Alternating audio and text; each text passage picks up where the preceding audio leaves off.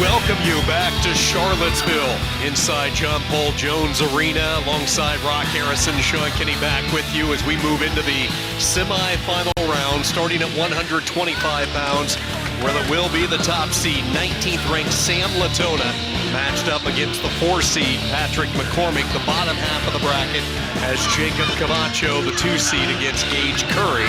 Both Curry and McCormick victorious earlier today. A weight that will send 3 to Detroit in a couple of weeks. Busy day of wrestling comes to a climax tonight, 7 o'clock Eastern on the ACC network with the finals. Who will be wrestling for an ACC title tonight? Will it be Virginia or Virginia Tech? And we are off at 25.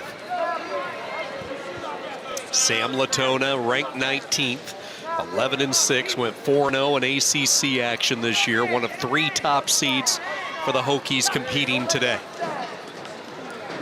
Contrast styles here. McCormick's more defensive.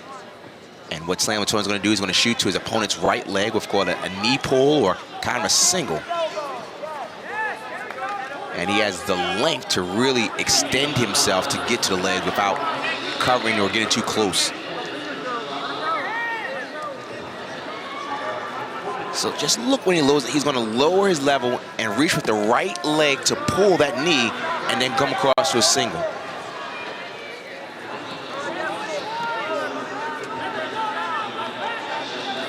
Sam Latona has really been on a roll. He had a tough stretch in December where he went 1-4. He lost to some really good opponents, but since that time, it has been all Latona. He's won 7 in a row.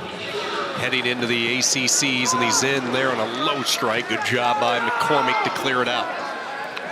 With these shots keep coming, stall calls will be coming against McCormick. And this is the thing. Oh, good sweep single. So he kept peppering him to the right leg and then sweeps to the left to get the takedown. And he got a stall call against McCormick. Peppered right, peppered right, peppered right, sweep to the left.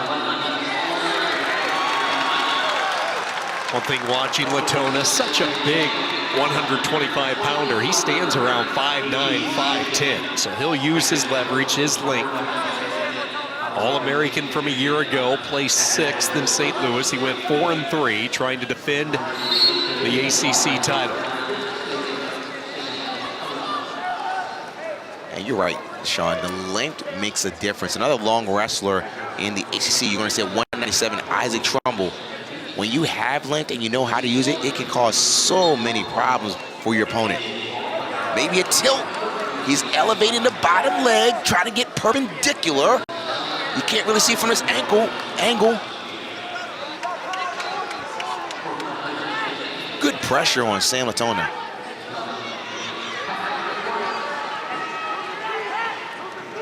Going to the left side, tight waist. Tight waist is literally just grabbing the waist and squeezing it and just wears your opponent out and building up the riding time. Sam Latona has really gotten better at the end of the season. Had some rough spells, but had some quality competition. But he's really showing that he wants to get back on the All-American podium. This is a perfect example of some of his length. And you see the offense coming from Latona. So he had pepper to the right leg and then get a sweep single. And by going to the right leg so often, when he went to the sweep single, McCormick wasn't ready for it. And then he uses his length to reach across to get the ankle to secure the takedown. And Steve Garland is saying, Latona gets away quickly in a 3-0 lead.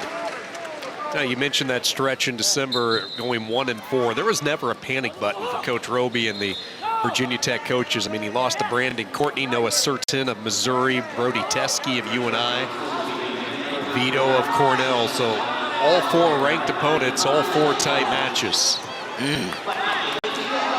Since the calendar flipped to January, he has been on a mission, and he pretty much has destroyed everybody that has tried to get in his way. Look at this pace. You know what else happens? When you weigh in at 9 o'clock and get 4 hours to rejuvenate yourself, you're a different wrestler. So it's different than a dual meet where you have an hour to get yourself rejuvenated. Sam Latona's been off the scale for 4 hours. a little foam from Latona's headgear, probably for what's called cauliflower ear. They call it cauliflower ear because it looks like cauliflower. Back in on that leg again. He's going to push the knee up with his right hand and get his head to the outside to get the takedown. And he's feeling it. He's feeling it. He's feeling it. He is looking sharp right now. He cuts McCormick immediately, a 7-2 lead. Patrick McCormick, an NCAA qualifier last year. There comes Latona, another stall call on McCormick, so it's going to be 8-2 with the stall, and then 2 more for the takedown. And Latona cruising midway through period 2. Latona's looking good. He's really looking good. And I'm letting y'all know, coming off the scale 4 hours later makes a difference. Looking to maybe pop in a cradle. Trying to run it on his toes. McCormick in a vulnerable position. Latona's going to give up on that. Look for another option. Still has that elbow tied underneath, and he'll just flatten out McCormick, ride him out to the 3rd period. Sam Latona had the incredible freshman year last year, just burst onto the scene after winning a state championship in Alabama. You don't get a lot of wrestlers coming from the state. He won the ACC title, had a strong run in St. Louis, placing 6th, and really an anchor of the lightweights in Blacksburg moving forward. It's going to be interesting to see where he goes next season. That big body of his. He won't go 25. Yeah, that's for certain. So one of the things that we saw was Patrick McCormick took bottom, and Latona says, I don't want to waste time. Get on your feet, get on your feet. Let me go back to my knee pulls. Knee pulls, sweet. Oh, look at this. I'm telling you what, he is looking really, really good. And trying to get the bonus points that Virginia Tech needs. I'll try and step across. Little Navy ride. He is smothering McCormick right now. And I've seen that he's gone for this cradle. You haven't seen him do this cradle too much, but what he's doing, he's going to bring the face to the leg. You don't want to bring the leg to the face because it's a stalling call against McCormick. 1.4 Latona, and Latona wants to score again. Bonus point possibility for Virginia Tech. Latona trying to switch to the double, and he does. And with riding time is in his corner locked up, he's looking over at his corner for instruction. 30 seconds to go. In essence, leading by 12 right now. Can he get a turn and get the 4 near fall and push it into a Tech fall category?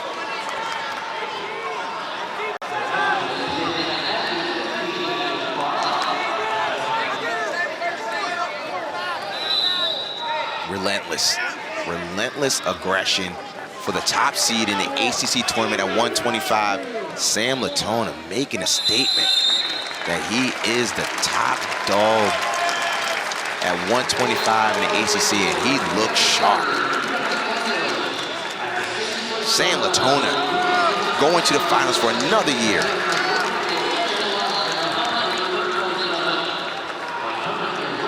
I'm telling you, Sean, that coming off the scale 4 hours later made a difference. 4 hours to get himself together. 133 coming up next. Corbin Myers, the top seed. Brian Courtney of Virginia. So we get Virginia Tech, Virginia once again. Mickey Philippi, Joe Heilman on the bottom half. In a weight that will send 5 to Detroit.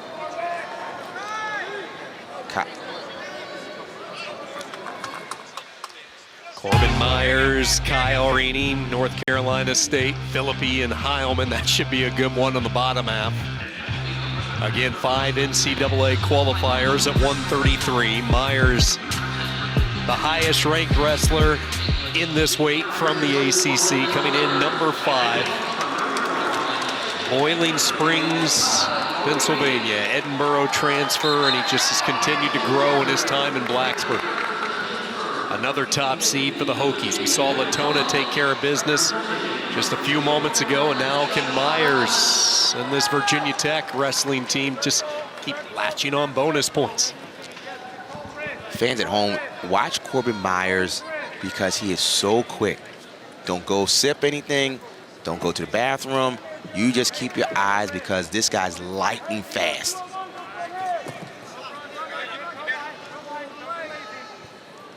Orini coming off maybe one of his better matches this season. He's had a really good year, but Rock and I both impressed with his tactical approach in wrestling Brian Courtney, an NCAA qualifier earlier this morning. Was able to keep Courtney off balance, never allowed him to get to his shots, and a very workmanlike performance from a freshman wrestling in his first ACC championship. No butterflies from Orini. You're right. They had a game plan against a very tricky wrestler in Brian Courtney. But now you're just going to a different level in Corbin Myers. And when he wrestled a couple weeks ago, Myers was able to get a major decision, but Orini's right back in there. Now he's going to try and table the leg and bring it up. And he's going to try and crawl up and reach the leg. He's got to kind of crawl. And what's happening is nothing. So what Myers is doing is trying to push Orini's arm back. He's not quite there, but he's just going to take his time and get there. There's the takedown by Orini. Patient takedown by the freshman. He can't back down. He's got to continue to wrestle at this pace. First takedowns just bring confidence to either wrestler, any weight class. You're setting the tone. Orini wrestled all 7 of his matches last year at 141. Down a weight this year at 33. It was Jared Trombley and Orini duking it out for the opportunity to represent NC State in this weight. Trombley, a few weeks back, began his descent program to 25, so Orini is the guy, and he has looked good so far today. 2-1 lead, 35 seconds to go in this first period. Myers whistling his way toward the edge and out of bounds, and they're going to tag Orini with a stall call to his displeasure. When he wrestled a couple weeks ago, when Coach Popolizzo talked about the performance of Orini, he said, we got to get more effort out of him. And so far, we are seeing a better effort thus far.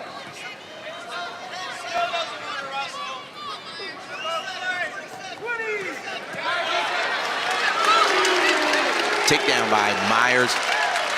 Stepped in for a single, reached across for a double. On top is going to try and end the period on top as well.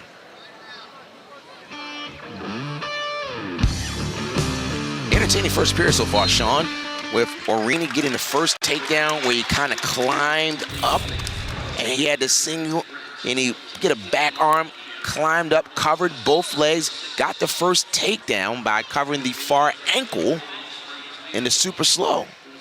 And Myers reaches for the single, reaches across for the double, and now he's up going into the second period, 3-2.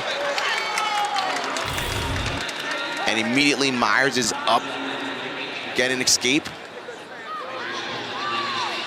And this is where Orini has to stay tough because Myers can score in bunches.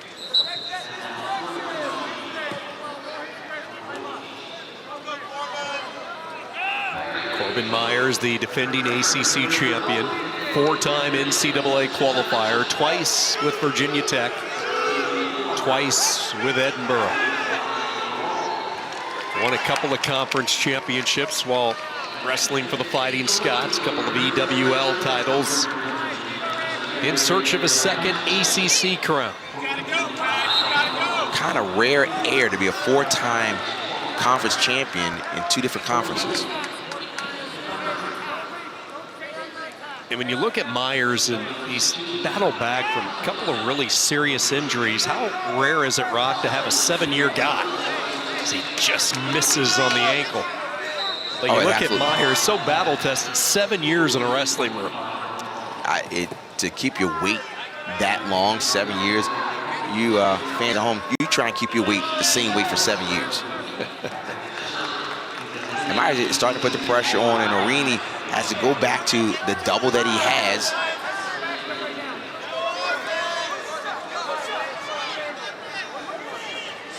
So Arini has to kind of get his butt towards the center because his back is towards the outside, and from the optic standpoint, it doesn't look good. And so we have a guy like Corbin Myers who's going to keep attacking. You got to turn and get your back to the center and get Corbin Myers to get his back towards the outside just to get the official off of you. But for a short time, it's rare that you get a stall call here. 4-2 Myers with the lead as we go to the third period. Corbin Myers, look at all the experience. Started at Boiling Springs High School, won a state championship, continued the success to Edinburgh where he won a couple of EWL titles, and now in search of his second ACC championship in as many years. And Coach Roby said this guy is going to be a coach one day. Able to score points, that has always been his ammunition. Doesn't get a lot of falls, but man, has he racked up the bonus point wins via major decision, technical falls. Seems like he's always putting up double-digit numbers. Working hard here, looking for a bow and arrow. He's got to take that towards what's called 11 o'clock. You don't want to bow the back, but if you bring it to the side, it's a little more, it's legal, but this is just uncomfortable. Even if nothing happens in terms of back points or near fall exposure, it is absolutely painful to have that much pressure on the lower part of your back. And the official said potentially dangerous, felt that it was going to a back bow, meaning going towards like 12 o'clock as opposed to 11 o'clock. You know, it's an interesting perspective when you talk to Virginia Tech. One of the words they used to describe the development of Corbin Myers was patient. He's learning not to rush his finishes, and they thought that was a key last year in beating Philippi for the ACC title.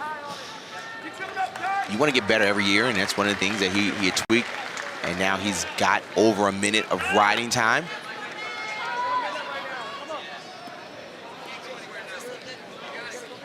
And this is how you get better in the postseason. This is what's going to help you to get to becoming an All-American, help you to work towards becoming a national champion, mat wrestling. And while Corbin Myers is known for his quickness on his feet, he is showing that he can create a dominant ride on top.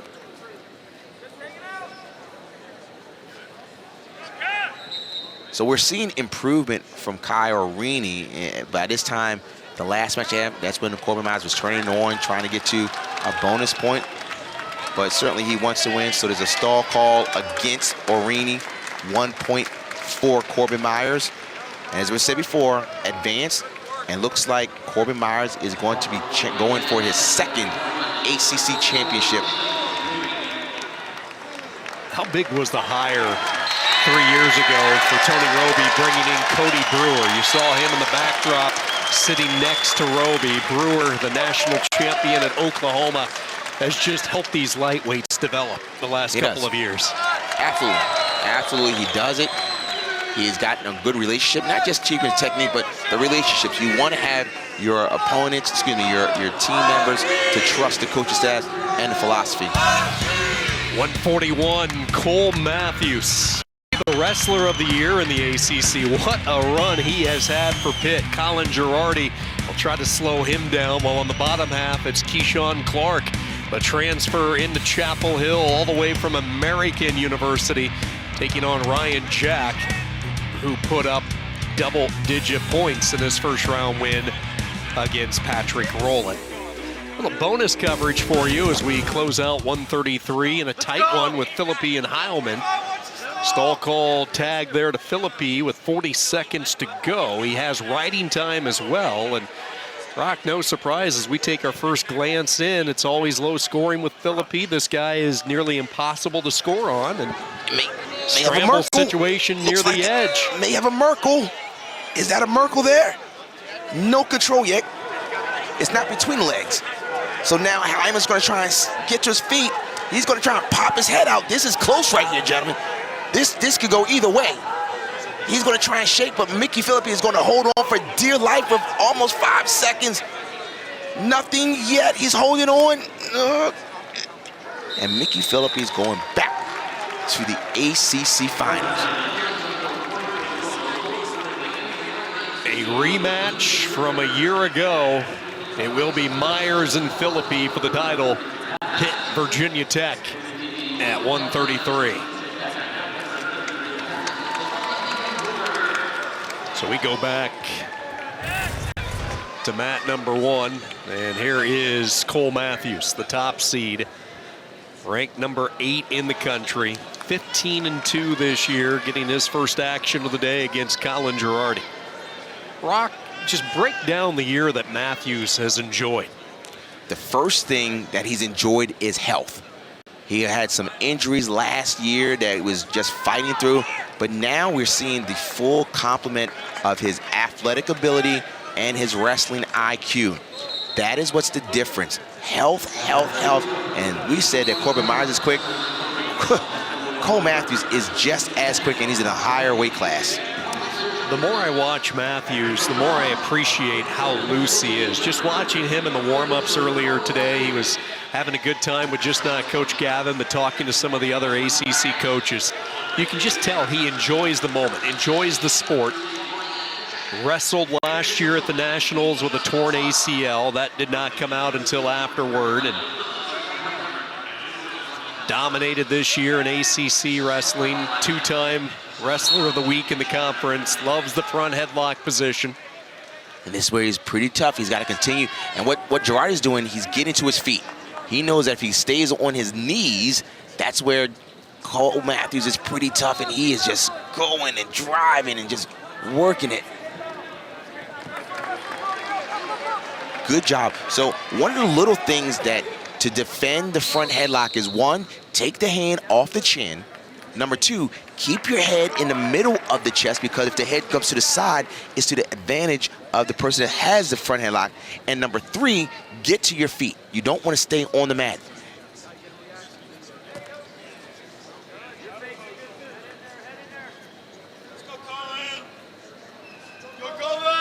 And Sean, as you said, Matthews will lull you to sleep. He'll just kind of stand there, and then before you know it, boom, he's in.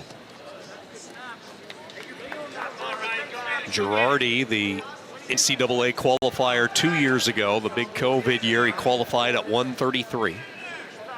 Up a weight at 141, and this was one of 2 question marks for Coach Roby and the Hokies coming in, 141, 197. They had Sam Hilligus in the wrestling room. They weren't sure how this would get settled, but Girardi has been the guy and has had, very quietly, a good season. They said he earned this position. It wasn't given to him. He earned it throughout the year. He was a 4-time Virginia State champion. So this is what you notice about people that wrestle Cole Matthews. When you wrestle Cole Matthews, you don't want to commit too much, because if your shot is not airtight, he is going to snap down and put on the front headlock, tuck the head, and will do a go behind. So you see guys kind of patiently kind of wait, and Cole Matthews says, that's fine.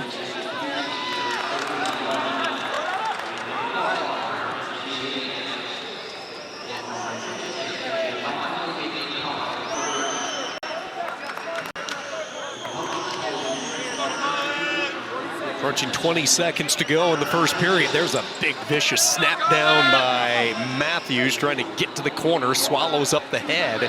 Short time wrestling. And he has a good cement mixer.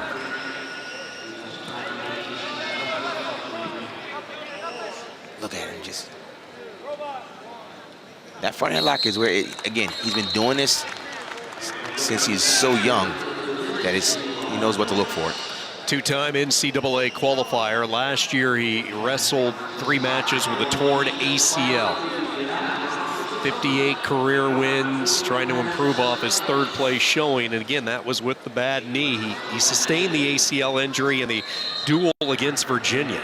Coach Gavin was just really proud of the way he handled it, not use it as an excuse. He actually won a match at Nationals with the one leg. He lost to Jay Nyerman, one of his losses.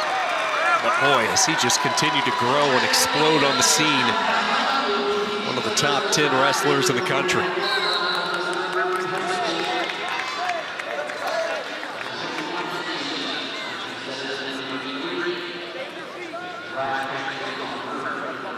Girardi's got to continue to move, because what Cole Matthews done as well, he gets from side to side. He just hang on. Little head lever action, meaning he's putting his arm right behind the tricep, sometimes the elbow, and then he slides in the arm bar. You didn't see that. He's trying to just put his head down there. As soon as the window opens, he slides in an arm bar. Keep the pressure forward is Cole Matthews. And so what Colin Girardi is doing is what's called a knee slide. He's sliding his knee forward, and then he's going to work for a stand-up. So he's doing a knee slide, literally sliding the knee forward. Here's the broomstick position, where everyone has to be a little careful on if it's an illegal hold. Oh, look, the guy is quick. He's going to look for the cradle. He's looking for the cradle. Man, he's quick. Just moving from side to side. Here, you almost thought that Colin Girardi was almost out, but then Cole Matthews just followed and chased it down. Mat wrestling, Sean. Mat wrestling fans. He's building up the riding time and not stalling. He is doing enough to keep the officials off of him and to be honest. Trying to ride him out for the entire period. Girardi trying to get to his base, but you see Matthews not panic, drops down to the leg, repositions himself, completely bellied out underneath Girardi, and it's a 2-minute ride from Cole Matthews. He did not panic when Girardi was almost out, and then he just continues on and almost had the cradle, which is what he has done in the past against other opponents.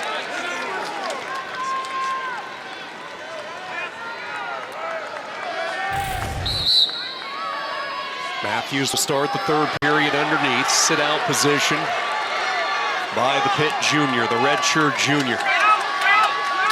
Girardi won a low-scoring bout earlier today, involved in another one. Point Matthews, just 15 seconds cut into the riding time and a 1-0 lead. So eventually, Girardi is going to have to commit. But when you commit, you have to watch out for Cole Matthews' front headlock.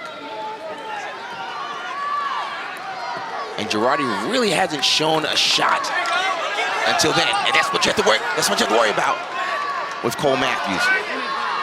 He had the shot, but Cole Matthews is so quick. And then at that point, Girardi said, "I got to get out of this." Kind of rolled out of bounds. Oh, look at that!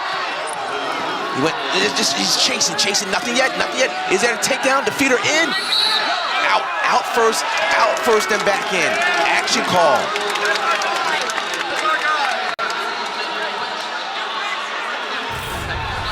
He had the leg in. Did they both get out of bounds? Were they completely out? That toes in. What happens? Out of bounds. Back in. Look, quickness. That's why Cole Matthews is good, because Cole Matthews will make you pay for not just bad shots, just shots. But this time, Girardi's in. Girardi's the best scoring opportunity for him. He's got to come to the middle. The best scoring opportunity right here for Girardi. Girardi has to get to the point.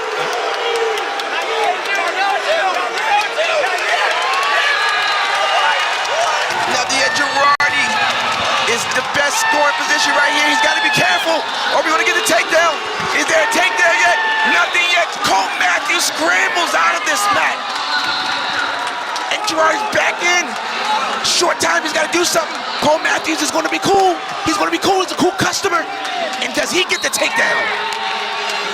Cole Matthews. Calm. Cool as the other side of the pillow. Good match.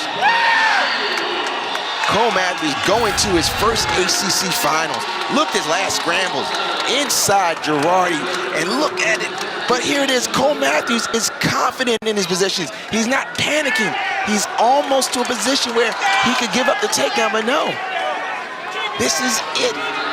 Holds on for dear life, and wins to advance to the finals. Your top seed at 141, Cole Matthews. A couple of barn burners at 141. Right now, the 2 seed, Keyshawn Clark, trailing Ryan Jack of NC State. So we see Matthews hang on in the final moments to win and punch his ticket to the finals for the first time. And now over on mat 2, a blood timeout, and it's Jack with a 4-3 lead on Clark of UNC. So a lot of drama unfolding real time as we take a look at 149. This is going to be a good one. Tariq Wilson, Zach Sherman. These two have faced each other so many times throughout their career. No surprises coming. They know what they do well. Wilson, Sherman one more time. And then at the bottom half of the bracket, Bryce Endonian and Josh Feinsilver. It's a rematch from a duel earlier this season in which Endonian needed only 21 seconds to pin Feinsilver. The roar of the crowd, and that is because the 2 seed has went down. Ryan Jack, NC State victorious over Clark, so it will be Jack and Matthews to wrestle for the ACC title at 41. Let's go to 49 in our matchup. There is Zach Sherman getting loose. Had a tough battle with Jared Verclaren of Virginia earlier today, and now a little more than an hour later, ready to battle Tariq Wilson. A rematch of the ACC finals in the semifinals.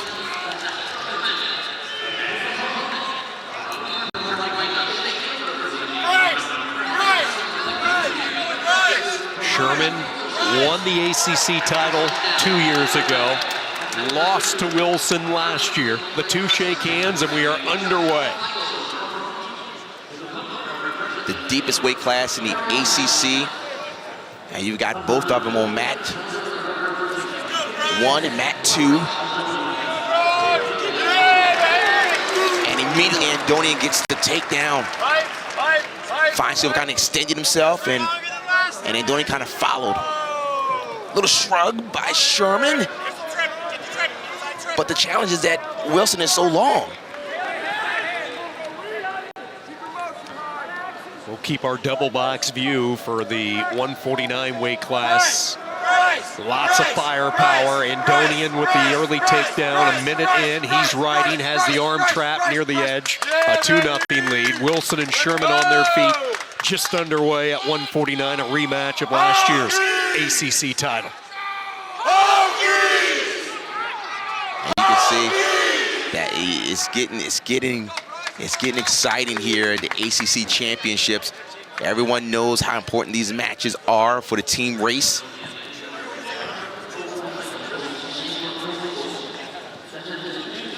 And Endonian is riding loose, but Feinsilver knows he has to continue to wrestle a solid match and not do things that are a little sloppy, because if you do something sloppy against Endonian, you might be on your back. Endonian crossing the 1-minute mark of riding time in the first period. Stand-up position, Feinsilver, and he is away. 2-1 Endonian on the right. No score. Wilson and Sherman. Real conservative start for Tariq Wilson until now as he comes in. Win-Dixie for Endonian, and he's getting a count. And Tariq Wilson gets his first takedown.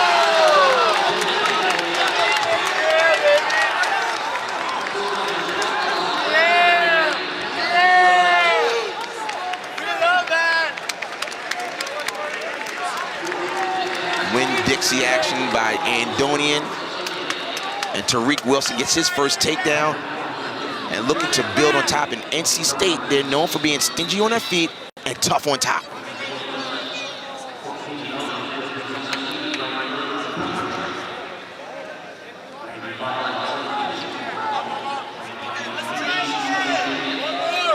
One thing that Tariq Wilson does, he covers the hips on top. But good job by Zach Sherman to get his hips away and create the distance. Tariq Wilson making his fifth appearance in the ACCs because of the COVID year.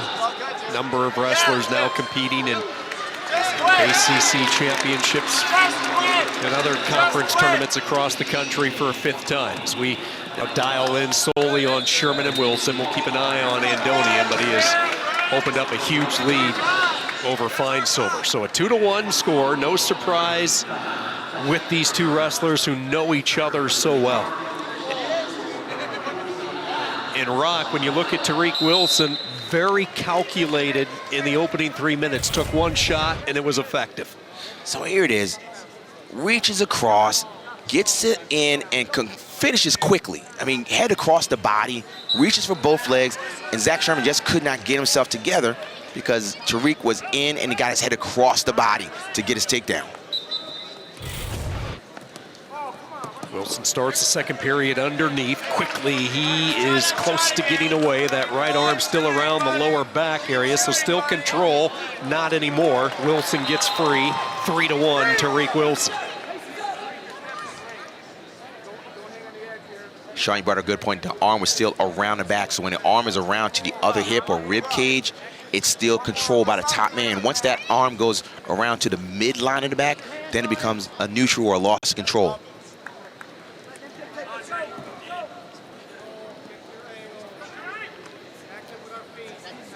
There was a lot of shakeup with North Carolina State moving guys around as far as weights go. Wilson bumping up, Hidley bumping up 2 weights, Hayden Hidley.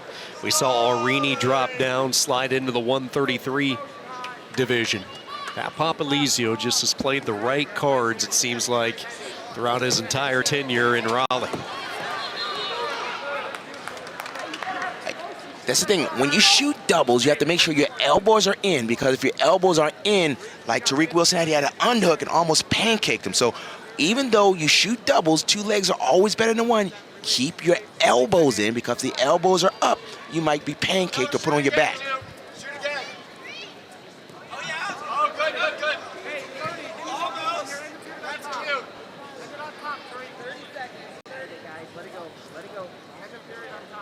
These guys are just, you know, knowing the margin of error at this level of not just the ACCs, but these are all-American type of wrestlers. Shrug. Good shrug. Stall call against Tariq because he avoided the action and got out of bounds, but that was a good shrug. Couldn't finish it, but he got a stall call. Good call by the official.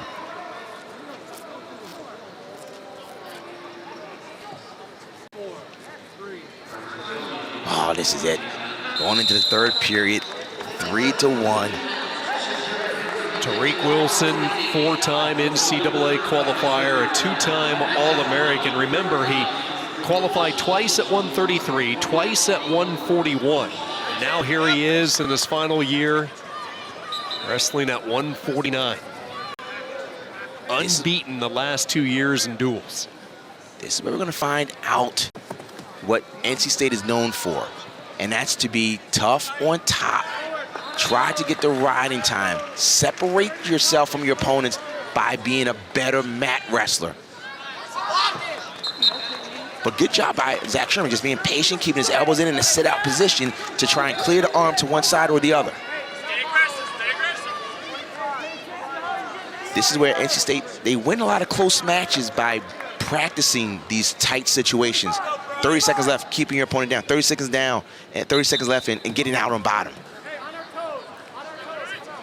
And you can see the length is a concern. Even with a sit-out, Tariq was able to keep his arm completely across the body of Zach Sherman, and he's approaching riding time, which is the difference. Mat wrestling. It really becomes an uphill battle now for Sherman, with Wilson going over the minute of riding time. So Zach Sherman's going to have to, first off, find a way to get out from underneath and then immediately get on the engine for some offense. And keep in mind, Tariq Wilson has a stall call against him. So while he's over a minute in riding time, if he keeps this caution on Sherman, so he's got riding time in his favor.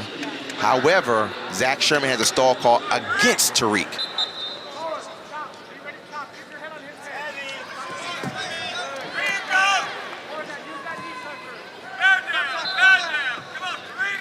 Good motion by both wrestlers. They are working. Tariq is riding, and Sherman is working, just building up the riding time. And of course, Coach Scott is starting to look at the referees and telling them, come on, come on. He's telling Zach, keep going, keep going. I'm going to get into the head of the officials. He's going to tell him, like, look, my guy is moving, and Tariq Wilson's just following. The psychology of being a head coach.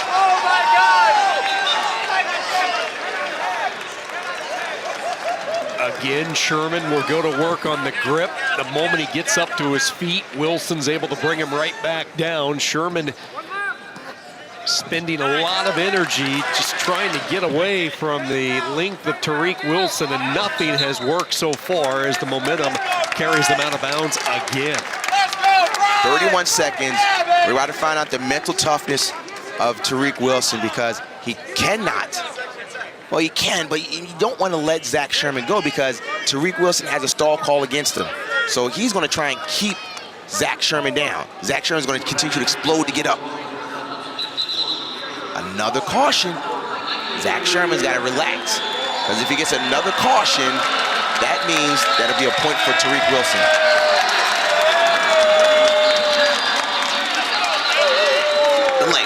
The length is a problem when you wrestle Tariq Wilson. He's staying underneath, flattened him out. This is what NC State works on, being good on top, being tough on top. And this is how he's just getting to a point where 1 point, okay, so 11 seconds left. 1 point was an escape. Did they give the one? No, there was no escape there. Okay, that's what I thought. So it stays 3-1. Just 11 seconds to go. Well, at the riding time, it's 4-1. Yeah, over 2 minutes of riding time by Tariq Wilson.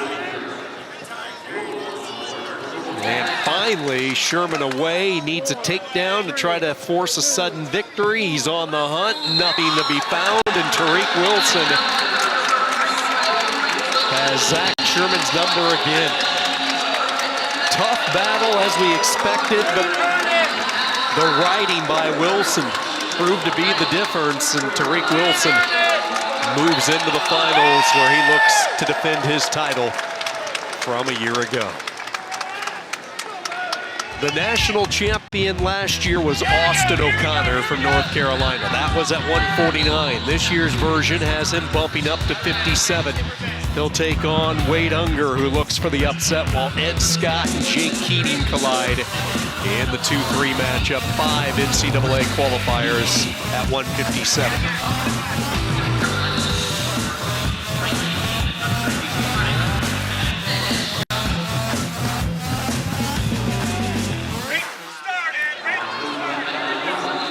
Austin O'Connor, over 100 career wins. He's just a junior, Lockport, Illinois.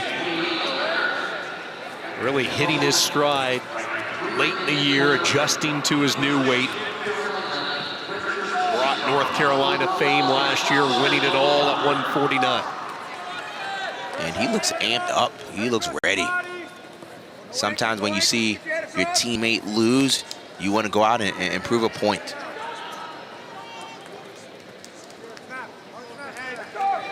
Last time these two wrestled, Unger wrestled O'Connor relatively tough.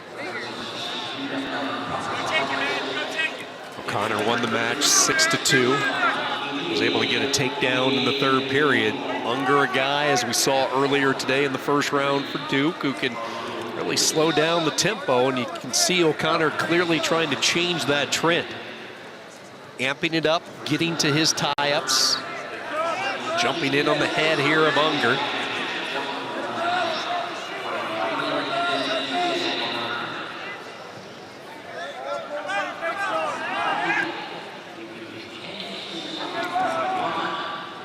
It was a magical run last year for North Carolina and Austin O'Connor. What he was able to do, win the title, beat Sammy Sasso in the finals 3-2. It was North Carolina's first wrestling title since '95, the 20th all-time national championship by an ACC wrestler.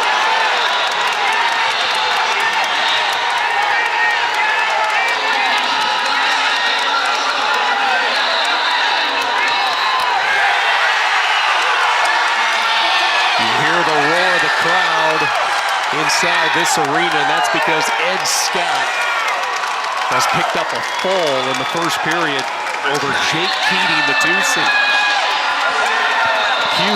Huge bonus points for North Carolina State. And we just saw Austin O'Connor come through with the patented UNC double, finished it across the mat. Bonus points make the difference with a fall. A minor upset with Ed Scott beating Jake Keating. Jake Keating beat him in the dual meet. And now this place is getting pumped up. Now everybody's gonna watch our match. Optional start here. O'Connor swivels around the front side, doesn't latch on to anything. Now he comes right back on. That blast double for 2 more. Holy smokes. On the tracks, delivering the 2, Austin O'Connor. Absolutely right. That's what they work on at UNC. Coleman Scott says it because he believes it. You can't out-scramble a double. And he was very good at doubles in his international as well as his collegiate career. Just lower your levels, drive through, and just go through, grab both legs. Austin O'Connor taking a 4-1 lead. And he's going to let him loose with 20-some seconds left. That's interesting. He didn't try to run, but he's still working he's working hard. He's changing levels. He's attacking from all angles. Active hands. He gets the stall call. This is all Austin O'Connor in the first period. A barrage that Wade Unger's just trying to hang on. And 2 more for good measure. Unanswered points at the end of a period. I'd say the national champ is back. I'm telling you, he let him go and made sure he got it. Great shot earlier in the summer. Austin O'Connor with Daniel Cormier. Cormier, an accomplished NCAA wrestler during his time, a runner-up at Oklahoma State. O'Connor signed on with Daniel's group, ready to take the next step to the UFC, but Coleman Scott made it very crystal clear that O'Connor has a lot of winning still to do in Chapel Hill before he takes that next step. I would say that too if I was the head coach. I want my guy to get as many wins as his eligibility allows. Coleman Scott, Gary Wayne Harding, the 2 coaches for UNC in the backdrop. Scott doing a terrific job in Chapel Hill. I asked him, I said, how's Austin O'Connor looked at around campus? And all the rich heritage of basketball and the great state of North Carolina and what Scott's been able to do in Popalizio at NC State, Lanham at Duke. And he said, yeah, you know, he just goes about his everyday business. He's a very low-key guy. But yeah, everybody knew about him. Did something happen there? Because Austin O'Connor looked, apparently not. That was quick go behind. He has to bring him to the mat. It looked like at a moment that Austin O'Connor kind of looked at the coaching staff and kind of gingerly walked back, but he fooled me because that go behind was as quick as a 25-pounder.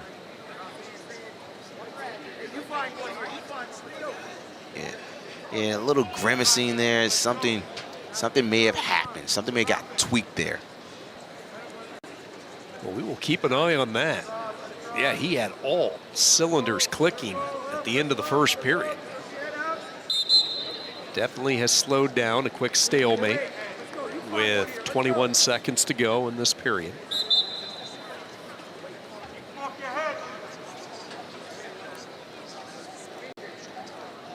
So we got 10 seconds up, a little shot.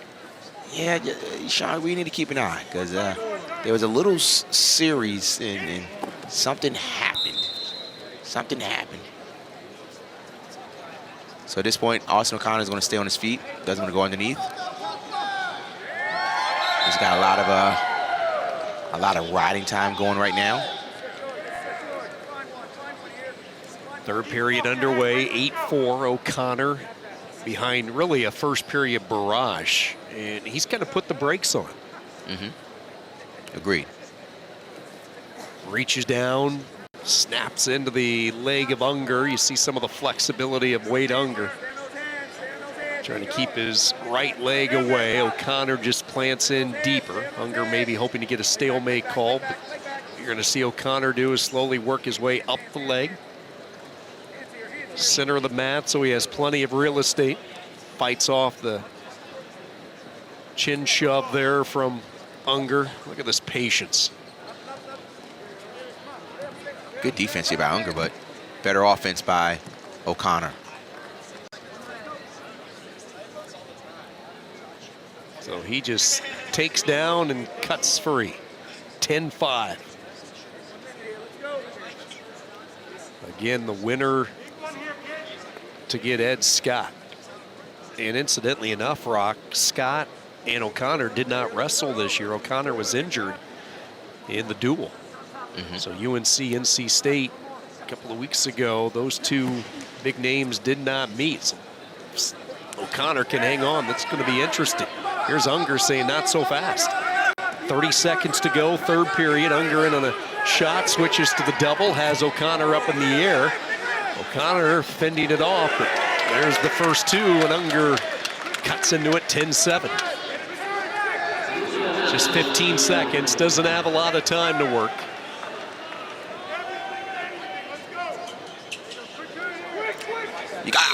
And potentially dangerous as Unger ripped at the arm, and the official did a good job stopping it right away.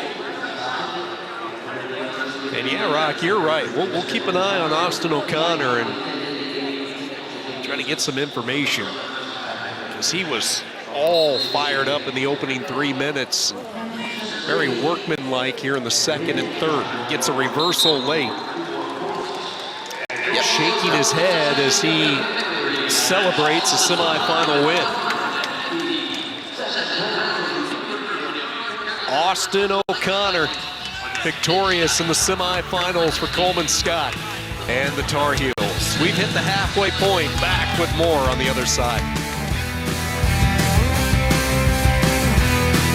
Now here in Charlottesville, Virginia, our coverage of the 2022 ACC Wrestling Championship rolls on. It's semifinal time. Dean Linke along with Christian Olenowski.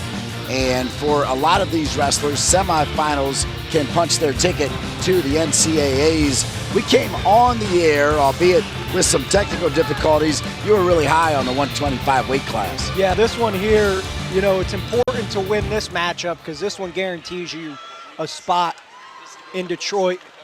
You lose this one, you got to win the next two to punch your ticket to the NCAA tournament. So a nice shot by Camacho early, but Curry kicks out. So Curry got here with a 3-0 win over Logan Aiken of Duke. Camacho, your number 2 seed, a 2020 ACC champion. Camacho in the white and black. Gage Curry from Pitt in the gray and gold. A spot in the semifinals and the AQ for the NCAA championships in Detroit Rock City. I'll never forget 2 years ago, the 2020 season, his last match of the year. Camacho came out and beat Jack Mueller for the ACC title. And you were like, whoa, this kid's going to be good. And you're like, what's going on in Danbury? Like, what are they doing to get these freshmen so ready for, you know, for competition? And yeah, reminding you that Ryan Jack, and of course his accomplished brother Kevin, also from Danbury. Well said, Christian. By the way, Camacho 14-3 on the season, 4-0 in the ACC. Camacho, you know, one of those guys that you look to as kind of a young veteran for the Wolfpack, an experienced team. You know, this is a guy who's had he's punched his ticket to the NCAA tournament both years. He's had the opportunity to. Unfortunately, that canceled season with COVID in 2020 and a round of 12 finish in 2021. And Camacho strikes first, 2-point takedown, 105 left in the first period here at 125 pounds. As you mentioned, Camacho, a 2020 All-American, 2020 ACC champion, and qualified again in 2021, where he was also named All-ACC. 2020 was 20-6. Last year 10-4. This year 14-3, 44-13 overall for Camacho as a 2-0 lead with 49 seconds remaining here in the first. And I'm curious to see what his approach is here. Do you ride and build the time, or do you let him go and get another takedown and build your lead? And as I say that, he kicks him loose, 2-1. Camacho leads Curry.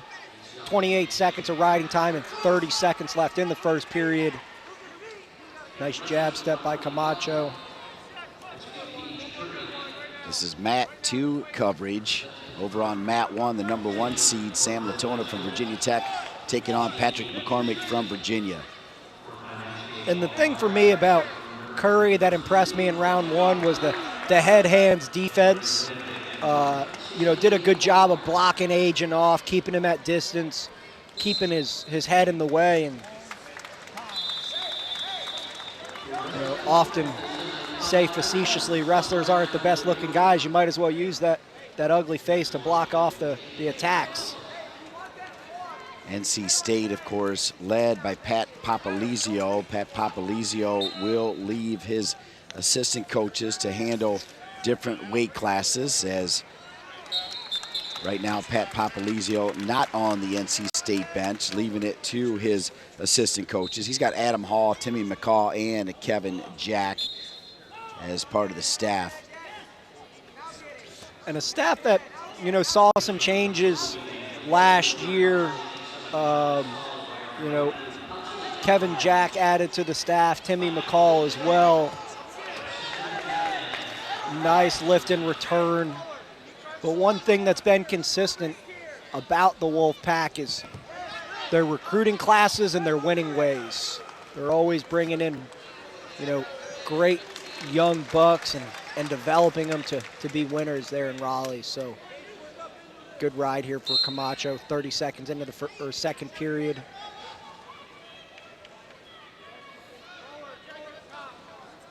If NC State can capture its 4th straight ACC title, the Wolfpack will be tied for the second most consecutive ACC titles in the history of the conference, a streak that hasn't been reached since 2000 when the Tar Heels did it. We're tied at 2 right now here, though. Camacho staying low. Camacho, just one of those guys that I look at and say, he never breaks position, right? He's always in a stance. He's not one of those guys that wants to kind of bounce around and put a little pep in his step to look flashy. No, that kid looks like he lives in his wrestling stance. Top 25 recruit out of Flow Wrestling, as you mentioned, like the Jack brothers from Danbury, Connecticut, and Danbury High School. Right now, though, you need to give some love to Curry with that 3-0 win over Logan Agent, and now tied at 2s. Yeah, but Curry's got to be aware of where he's at here. He's got a stall call, shoots him out, official calls action there. Honestly, kind of surprised there wasn't another stall call, being they were on the edge and Camacho shot him out. So looks like we'll take this 2-2 matchup to the third period, where Camacho's going to have the choice. He's got 1:19 of riding time, so look for Curry to ride for at least 20 before he kicks him. How cool is it for Curry to have the 2008 174-pound NCAA champion Keith Gavin in his corner as the head coach? Keith Gavin was an NCAA champion, made several world teams, and one thing that everyone always says, if you've ever been in the wrestling room with Keith Gavin, he's like a wrestling encyclopedia. The guy's technique is top-notch, one of the best technicians in the world, right? And that's saying something. You got a guy like that coaching a bunch of college kids at Pittsburgh, you should be thankful. I know you touched on it already, but back on February 11th, it was Camacho with a 15-6 win over Curry. And right now, Camacho with the 1-point lead, 3-2 here. And Camacho comes to his feet and tries to almost jump Curry off his back. There's like a little monkey on his back. So hooks the foot, swims for that far hip, and that's a takedown for Camacho. 5-2 now for Camacho, as we are right at 60 seconds remaining in the third. There's Keith Gavin. As we mentioned, won an ACC title as an assistant coach here in Charlottesville, but back at his alma mater, getting it done for Pitt. They're so glad to have him back as the top man. And Coach Drew Headley in the corner with Gavin, an assistant at Pitt for many a years. You know, a guy that I've always heard great things about, been around the program for a while. And Camacho kicks Curry loose, making it 5-3, 1:23 in riding time. It's going to be locked here in about 10 seconds, so Curry's got to go. Shoots Camacho to a front headlock. Curry looking to really get out of bounds, get a fresh start, and you get a stalemate with 26 on the clock. Remember what Christian Olenowski told you. The winner of this is guaranteed a spot in the NCAAs in Detroit. Last year in Cleveland, that was fantastic. I think you can expect the same in Detroit. Oh yeah, absolutely. So, you know, Camacho taking this one home. It's really 6-3 when you tack on that riding time point. Deals with the shot and 2 more points for Camacho. So the number 2 seed, Jacob Camacho, moving on to the finals tonight, 7 o'clock on ACC Network. Congratulations to Jacob Camacho. And while the wrestling's going to be great, you always got to look forward to Sam Latona and Jacob Camacho wrestle when Rock Harrison's on the mic. That dude lit the world on fire a couple years ago when Latona got that match-winning takedown, and he's going to be electric tonight at 7 o'clock. So, see the bracket here for the semifinals at 133 over in mat 1. It will be Virginia Tech and NC State, but right here in front of us, it's Joe Heilman, the 2 seed, and Mickey Filippi for Pitt, as we said earlier, former ACC Wrestling Championships most valuable wrestler. Yeah, and Mickey Filippi, one of those guys, he had a huge win over 2-time NCAA finalist Dayton Fix a few years ago. And that was one where everyone realized, like, okay, Mickey Filippi is that guy. But Heilman beat him in the duel a couple weeks ago by a score of 3-2. So your 2 versus 3 seed here. Heilman, your 2. Filippi, your 3. Like the Jack name at NC State, the Heilman name at North Carolina has been around for quite some time, Christian. Yeah, Joey Heilman, his brother, an All-American at UNC, South Plainsfield native in New Jersey.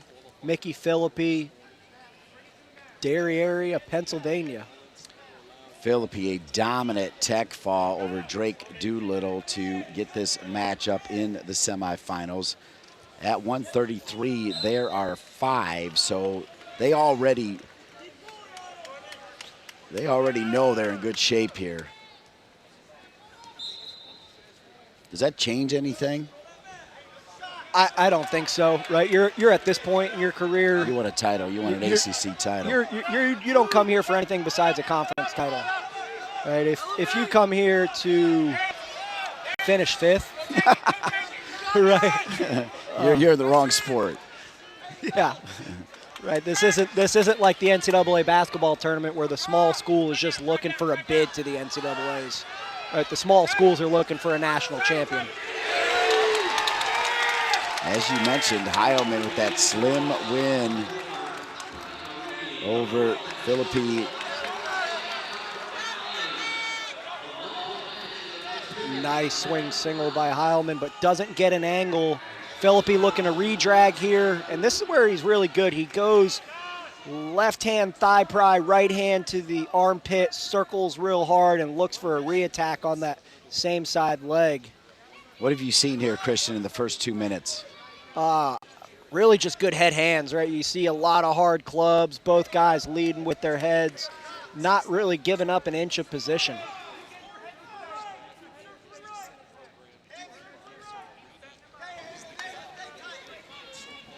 .35 seconds remaining here in the first. As Christian mentioned, a lot of head hands, but no score. You had to expect this based on that 3-2 decision in the duels. Yeah, and Philippe's just a tough guy to score on, real stingy wrestler, real good on the mat. Right?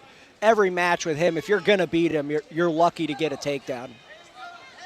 Final seconds counting down between periods. We hope to take a look at his domination of Doolittle in his first match to have the opportunity to face Heilman. Let's take a look at what he did to Drake Doolittle. Yeah, and Philippe dominant in the first round. He's wrenching that neck, and then takedown here, big mat return, riding tough, and he was working on top in that first round. That was really something that impressed me. Times the whistle perfectly and right to his feet is Philippe. Heilman looking for a big lift, return, but doesn't do it, go out of bounds. Philippe looks at the ref and said, "Stall call, please." But you said it best, though. He did time that whistle perfectly. Yeah.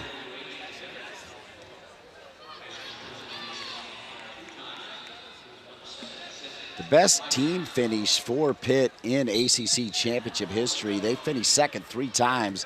The last time they did it was not that long ago in 2020. Yeah, and Philippe, his savviness, his awareness. Oh my gosh, he limps through, scoots out, and Heilman's head being in bounds gives Philippe the reversal. And now if you're Heilman, I could think of like 6 places in the world I wouldn't want to be right now, and on bottom of Mickey Philippe is probably on that list. Philippe's won 4 in a row, but he did have back-to-back losses, a 2-1 loss to Myers from Virginia Tech, and then that 3-2 loss to Heilman that you had mentioned earlier.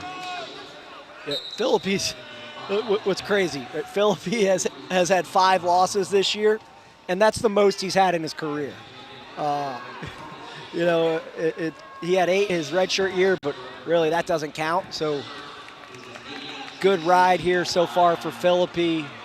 Riding time starting to go into his favor, and now and Coach Gavin in the shadows, just a little grin on his face watching his veteran just riding tough.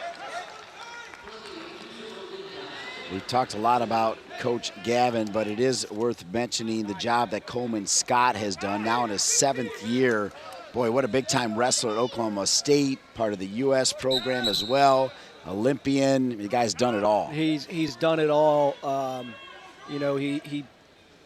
I just remember, I will never forget where I was when Coleman Scott cracked down Joey Slayton, caught his head, and pinned him in the NCAA finals in what I believe was like 45 seconds.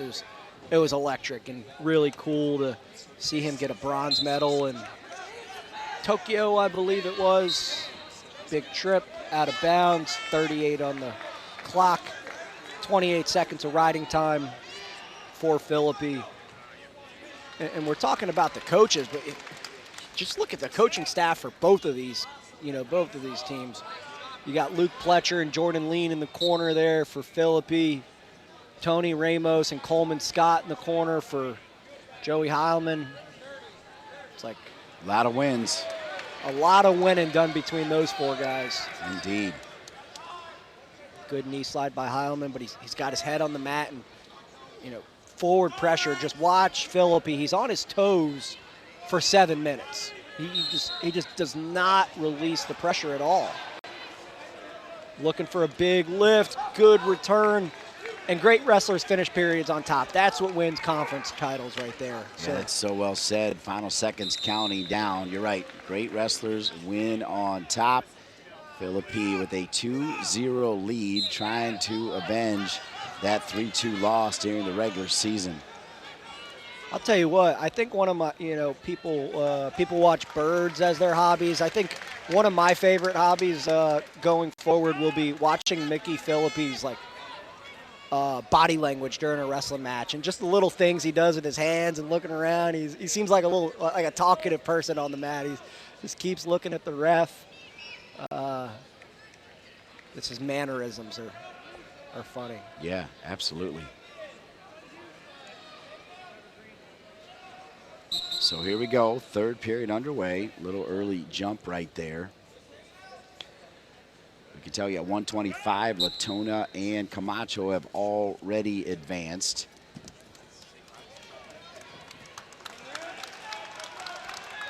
So escape for Heilman, 2-1 lead, 1:12 in riding time for Philippi.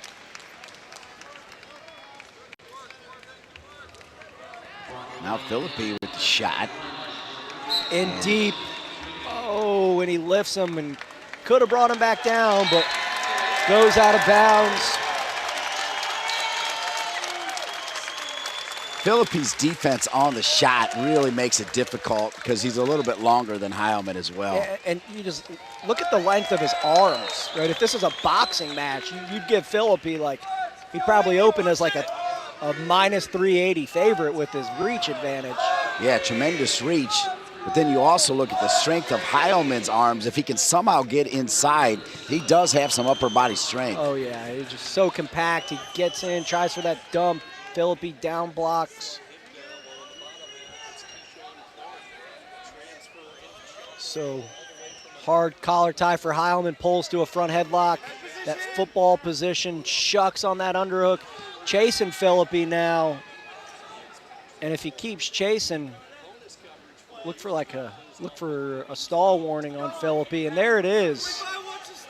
So right on cue, Christian Olenowski bringing your A game here in the semifinals of the 2022 ACC Wrestling Championships here in Charlottesville on the campus of the University of Virginia, John Paul Jones Arena. And Philippi, he's got the headlock at the moment of Heilman. Yeah, he's got that Merkel, but Heilman does a good job shelving that leg across instead of allowing it in between his legs. So if Philippi gets that leg between, he'll get a takedown, but Heilman tries to scoot that boot outside. Philippi still got that head trapped, and that's going to be it. Tack on the riding time point, and Mickey Philippi, book your tickets. You're going to Detroit. Coleman Scott basically telling Philippi, I'm not talking to you, as it'll be the win for Philippi. It all came down to that one takedown here. Yep, that takedown, or excuse me, it was the reversal in the second period. You watch as Philippi limps his arm out and somehow Houdini's his way over top. So the reversal key in that victory there. So now we go to 141 over on Mat 1 with Sean and Rock. It's Matthews and Girardi, Pitt and Virginia Tech. We've got Ryan Jack, the youngster and younger brother of Kevin, as well as the 2-seed Clark from North Carolina. And there's 4 NCAA qualifiers.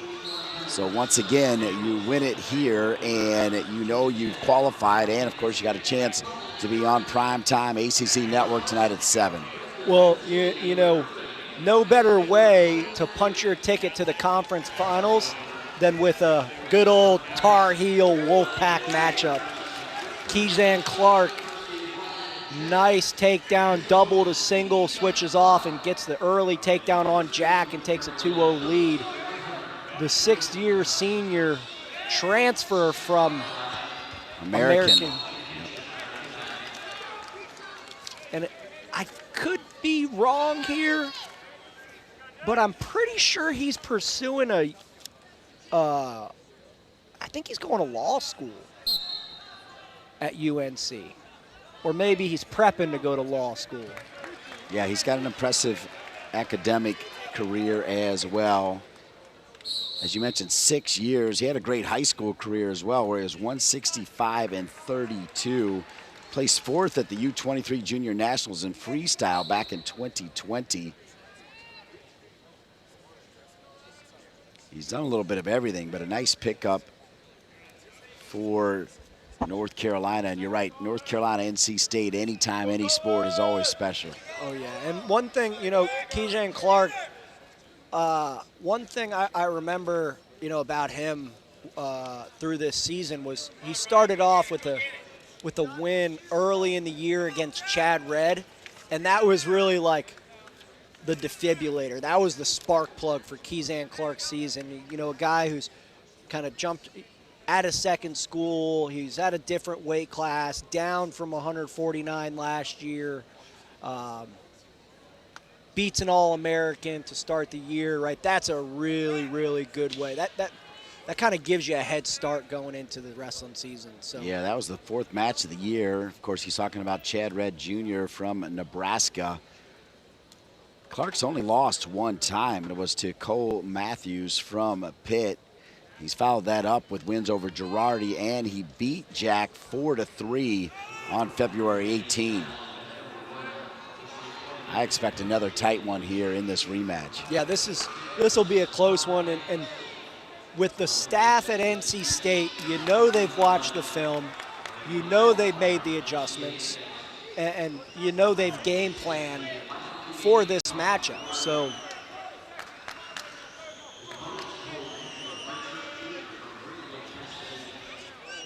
my favorite 2 versus 3 seed matchup, you know, always fun in the semifinals, as these guys are just so close, especially at this level. So Keyshawn Clark with a 2-1 lead. And 7 seconds remaining here in this period. Looks like they're both content to wait it out. And just like in the duels, another tight matchup here, Christian. Jack opened up with a great win here.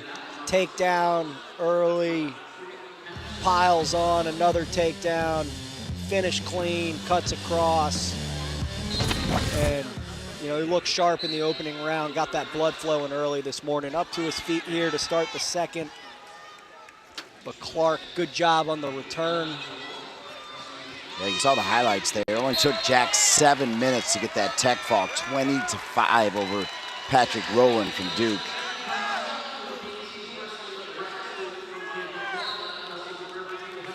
And keeps his hands low and comes in hard with that club on the left.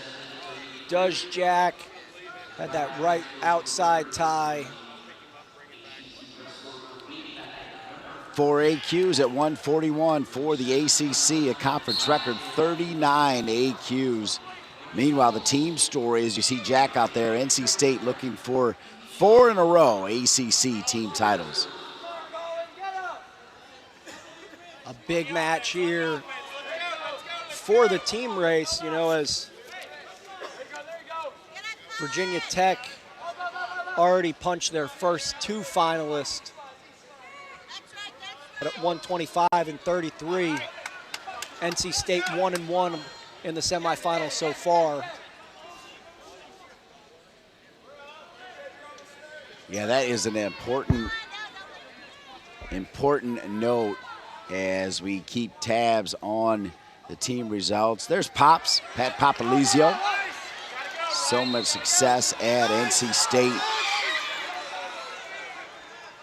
And just as we were talking earlier, a guy whose presence is felt in the room, right? When he looks at you, you feel like he's looking into your soul. You see him on the left of your screen, and I'm kind of scared to look at it. I'm like, I want to look back at the wrestlers. But when you're around a guy like that, you want to win. And that's what they've been doing as we threw out the word dynasty. It's been mostly NC State and Virginia Tech over the last 10+ years. Virginia did slide in there in 2015 to win an ACC title. And we are through 2 periods. We're still tied at 2. So 2-2 after 2. 2 minutes to go. Clark up to his feet quick. Jack with a lift and return. Spun out, and there it is. Clark with the lead. 3-2 for Clark. And he's a veteran, right? Jack's a young buck. He's coming to him, single though. leg. Swing single, builds to his feet. And Clark's got to keep his head safe here. And for a split second, right, you just, that's a veteran right there. Clark saw that Jack took one hand off the foot, and that was his opportunity to kick towards the out-of-bounds line. And drag him out. Yeah, right. I mean, when the guy's got two hands on your foot, it's a little bit harder to do that. When he's only got one hand on your, I don't know about you, but I don't think that one of Ryan Jack's arms is strong as one of Clark's legs.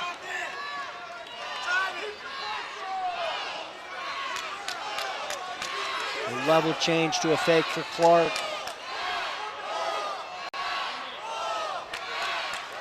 And the Wolfpack fans here cheering on Ryan Jack, pushing for a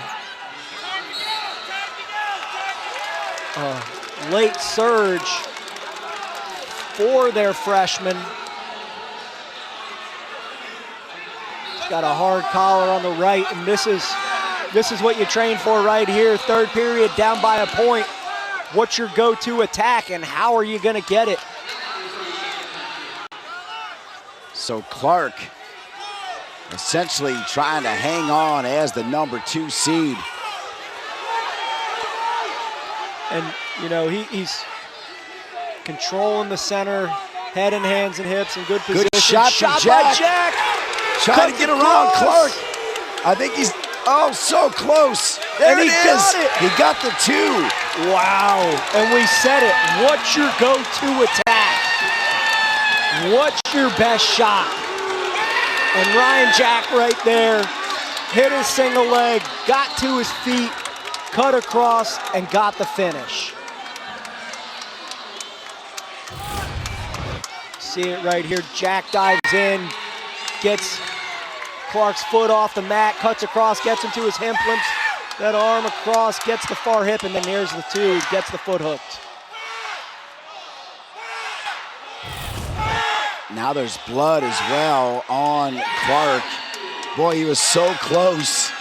And the NC State Wolfpack fans, they are awesome. The scene at Reynolds, as you know, is almost second to none. I mean, of course, you think about Iowa and Oklahoma and some of those other places, but man, it is special. For a program that was really not a factor 10 years ago, right? Those guys are selling 5,000 season tickets and selling out every duel. The atmosphere is electric.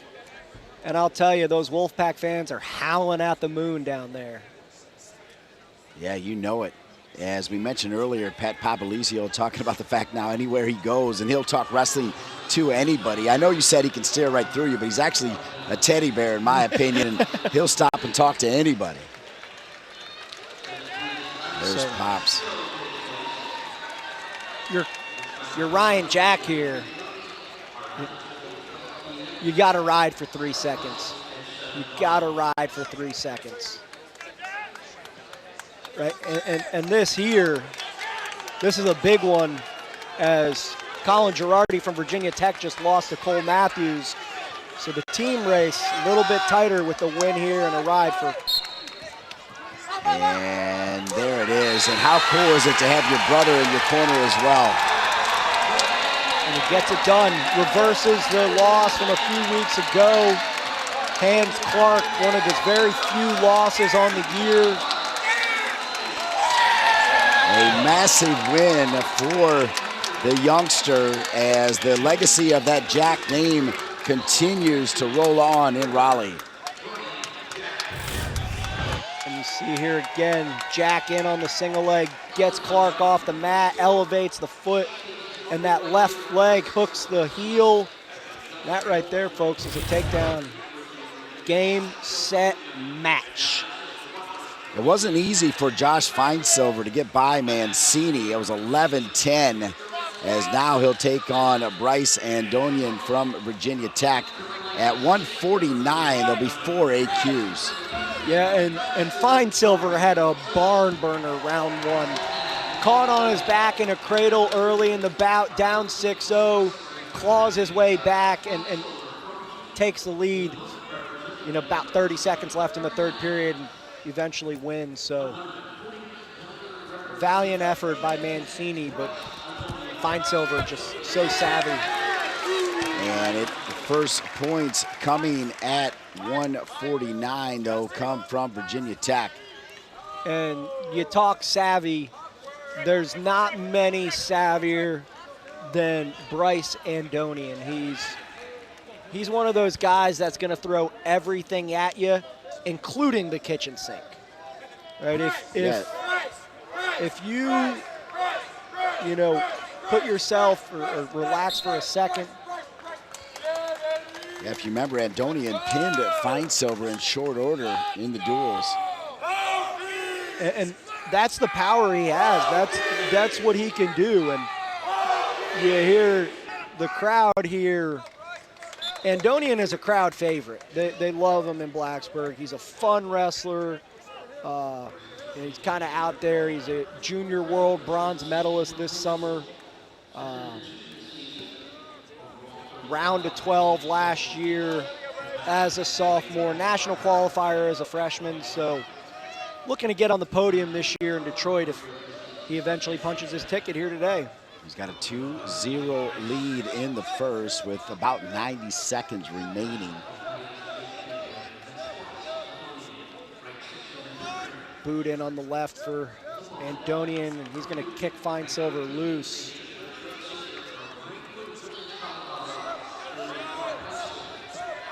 Andonian 7-2, 2-1. He's got Feinsilver in trouble again. And he hit that Winn-Dixie, holding Feinsilver on his back here.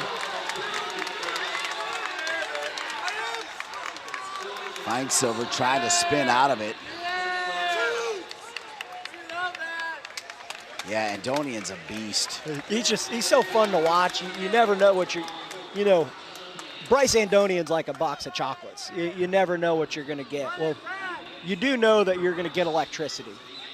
The guy is just fireworks from start to finish.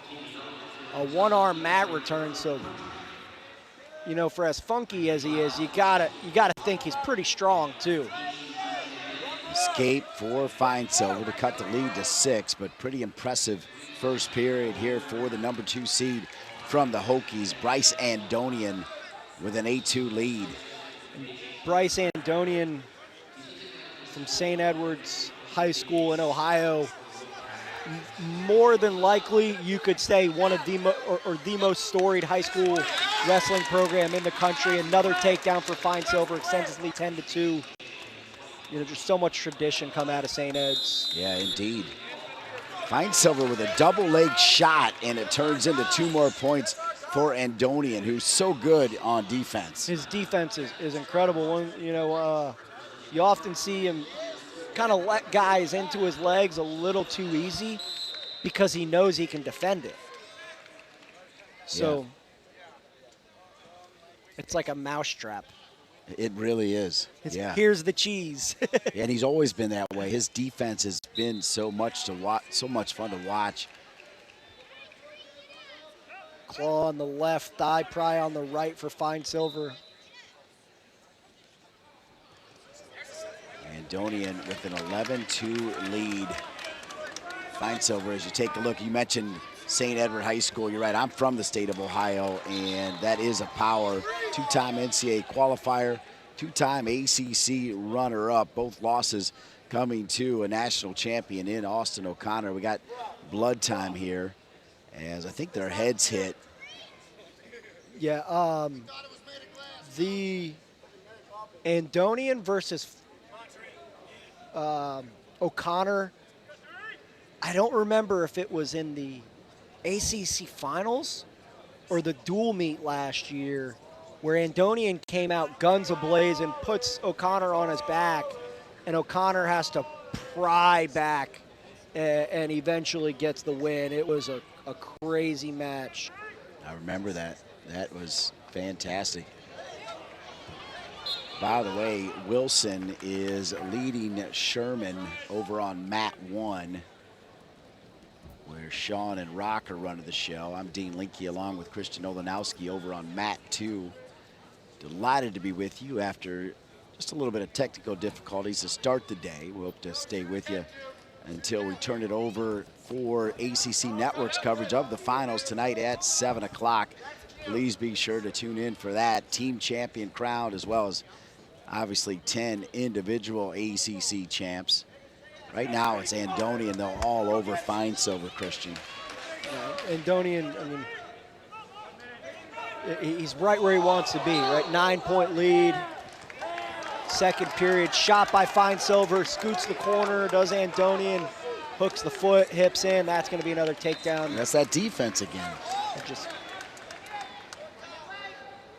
don't be so sure of yourself when you get to those legs. You got to keep wrestling. I think that's a problem a lot of people have in the sport of wrestling is they think getting to the legs is the easy part. Right? Or getting to the legs is the easy part. Or they think finishing's the easy part, and that's not the case. Remember, 4 AQs coming out of 149 to the NCAAs, which we held in Detroit, Michigan. 13-2 Andonian. Fine Silver also had that tough first match, so you got to keep an eye on that. It is a long day as you try to secure that spot, and you're right, they're all here to win it, but once you do lose, then you've got to figure out how to find your way back into the NCAA. Reset and refocus, right? It's one match at a time.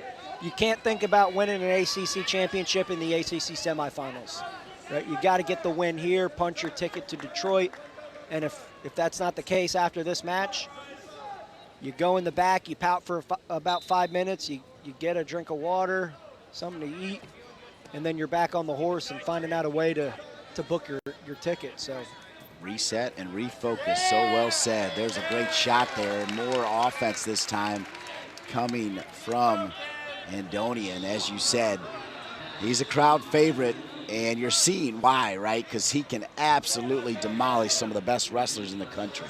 Yeah, he puts up points, and I'm really, their match in the dual meet with Andonian and Wilson was a fun one. I'm looking forward to a rematch if we happen to see that collision course here shortly. Wilson leading 3-1, that we can tell you. Andonian's got a cradle, but Fine Silver starting to slip his leg out.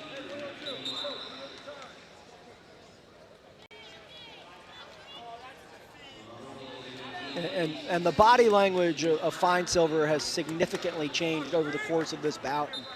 As you watch Andonian pour it on him 15 points later, as the body goes, the mind will follow. Yeah, the riding time's well over 3. That doesn't help the situation, Christian. When you've been ridden half the match, it's hard to want to get back up.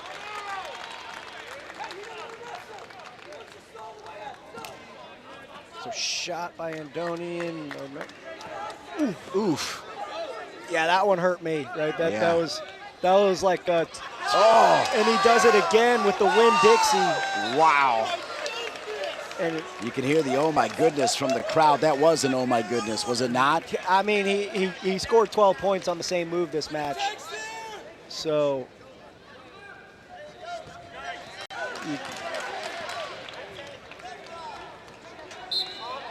boy, it looked like Andonian is just kind of in his own match on his own right here.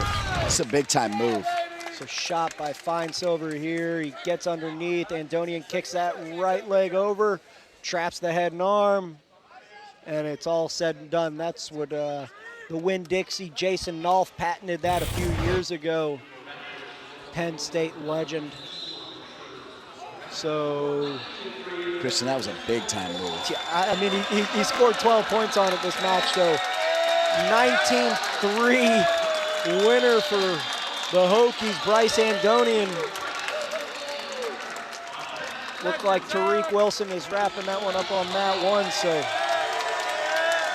a Hokie versus Wolfpack slugfest going down in the finals at 7 o'clock.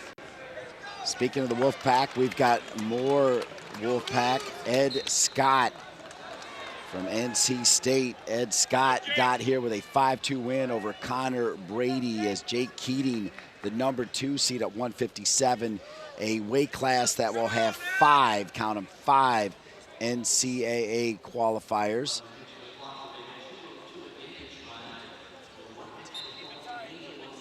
Take a look at the bracket at 157. It features a national champion in Austin O'Connor.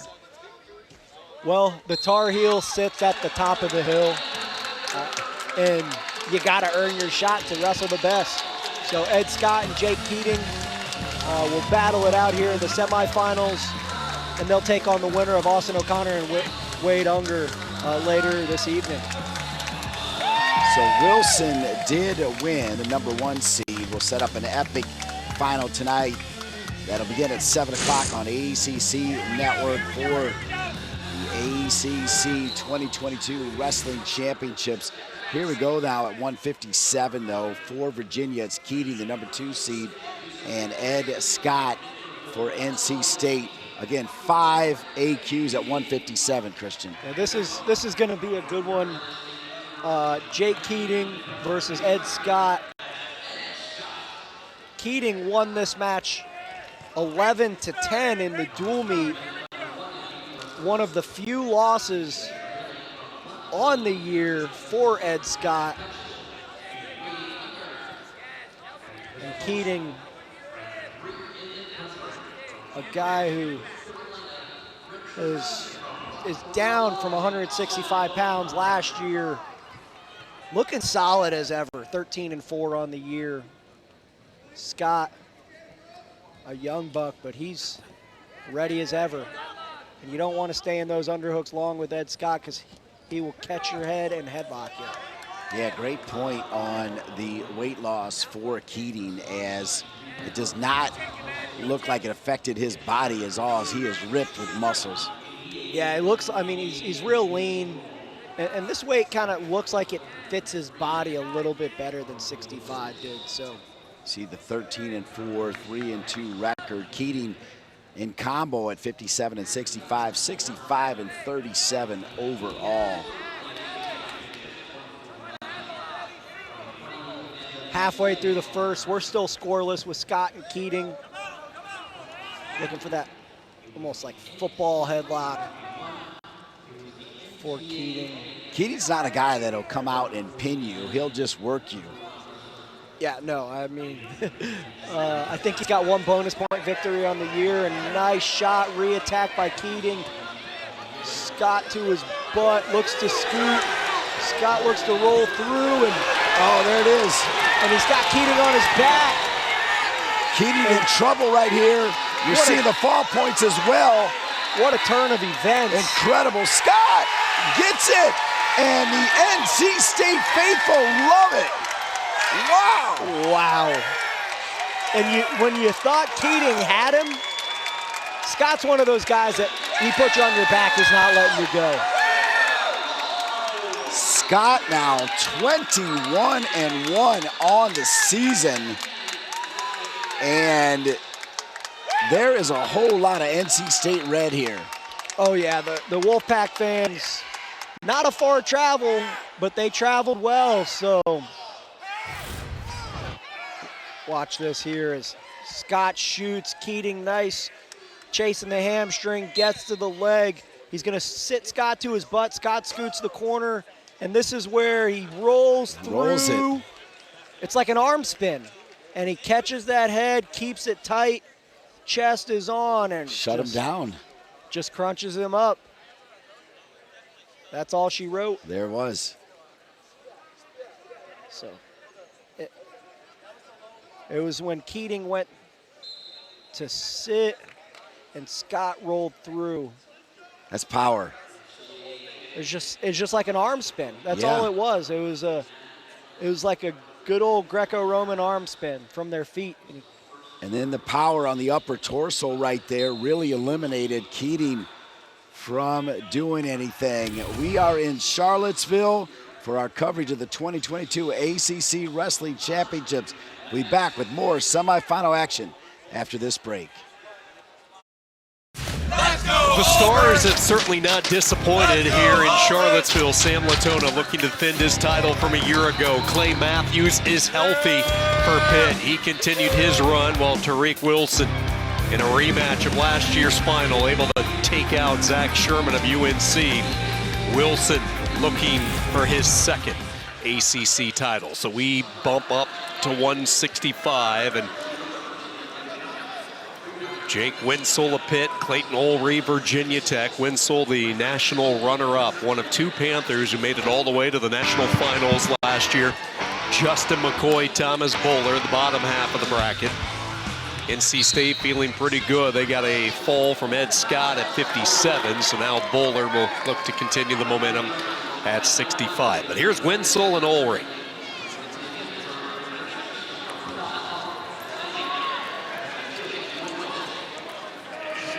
So you have Ulrey, who enjoys shooting high C's to his opponent's left leg. And then we have someone that's very defensively sound in Winsell. So it's got to be careful. It's got to be very calculated when Ulrey takes his shots, because from a defensive standpoint, Winsell's pretty tough, and he's tough in his position of jacking people up. Ridiculously strong from this position. And nobody's stronger as far as sheer strength goes, upper body, than Winsell. And because of the strength, Ulrey, I think, will take that exchange, a stall call, rather than getting jacked up. Back into the center we go. Winsell, the two-time qualifier, made it all the way to the national finals last year, ended up as the runner-up. It's been a little bit of a different year when you look at Winsell's body of work. 14-5.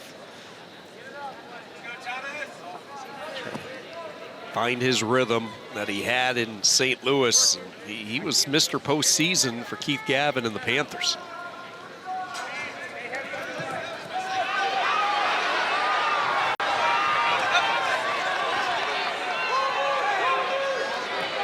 And this is the kind of match that goes into the direction of Winsell. Winsell enjoys, these controlled matches. He feels that you're not going to take me down, and of course, if you go underneath, you're not getting out. And he feels that he can get out of anybody that gets on top of him. So, Rock, break down the terminology. When you hear coaches talk about a wrestler who needs to be more proactive, because we've heard that from the Pitt coaches when talking about Jake Winsell. Proactive means that he's got to do more than what he's just been doing forever. Now, he's been successful at it, but we got to see a little more action, proactive, create more scoring opportunities besides the underhooks, kind of jacked up, because everybody knows that he does. Now, there was a little lower level attack there. Try to keep people honest. And you mentioned with Winsell, he's so good with the underhooks. We've seen him hit the 2-on-1s frequently, so maybe diverge a little bit. Look for the leg shots, the leg attacks, yet make no mistake about it, the upper body for Winsell is bread and butter. Clearly, this is what he's good. He's going to try and block that elbow and try to slide behind. Almost there. He's going to go through it again, slide through. Now, you know who used to do this a lot? Was his head coach. Coach Gavin used to do this an awful lot.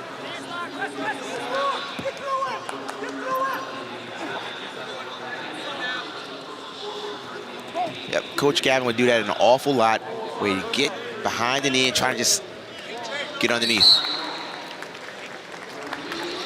Gavin was the 174-pound national champion, two-time All-American wrestling for Pitt in his day, and he certainly has been instrumental in the development of Jake Winsell out of South Park, PA.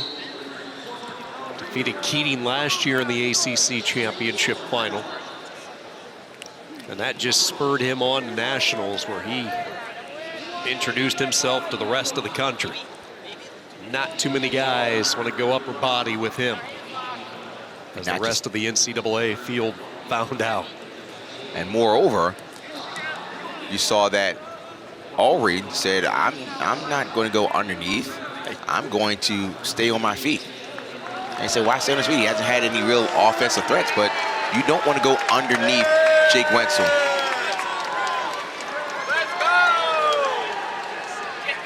And this is what Jake Winsell wants. He knows that, hey, no one's going to get out when I'm on top and on feet. He feels he's strong enough that people just can't finish him. He's got a stall caller against Ulrey, so he's going to continue to keep the pressure. And Ulrey doesn't want to take a bad shot. We know he has a good high C, and he has a sweep. But this is where looking for a danger, and this is where Wenzel feels pretty good, and that's why. That's exactly why. He says, no one's going to take me down, and if you get in, you're not going to finish. And Ulrey was in, but could not finish. And here's where he has made his reputation known on how good he is on top. And that's what's so intriguing about this weight. You have two of the best riders in the country at 165 when you combo Thomas Bullard and Jake Wenzel. Bullard from NC State, Wenzel of Pitt. You're right about that. In position to ride out Ulrey for the closing seconds of the second period. Sean, we've seen Wenzel over the years, prototypical match, just prototypical match. And his takedown came off of a shot.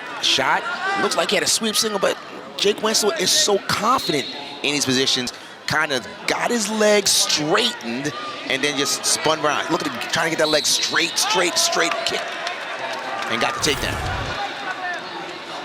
Wenzel starts the third period underneath. He is away, not much up top coming from Ulrey that time. So a 3-0 lead for Jake Wenzel in the semifinal at 165.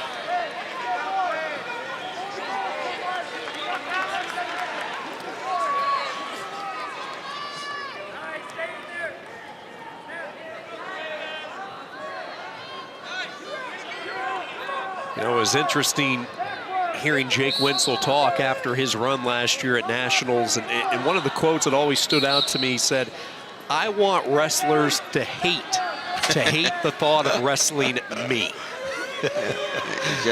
It's a question of what can I do? If I get him a good shot, he's really good in defending. Well, do I want to go underneath him? No, because he's a hammer on top. And then if you're on top, you know, he feels like he can get out.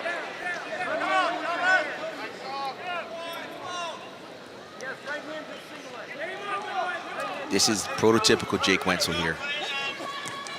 He's just going to control the match. Our opponent's not going to feel like they've done a whole lot.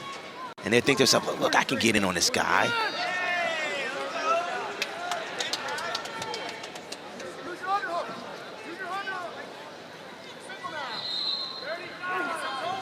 So all he has to score twice. He has to get a couple takedowns or a takedown to near fall, which is going to be a tough task. Again, this is where Jake Wenzel feels very confident.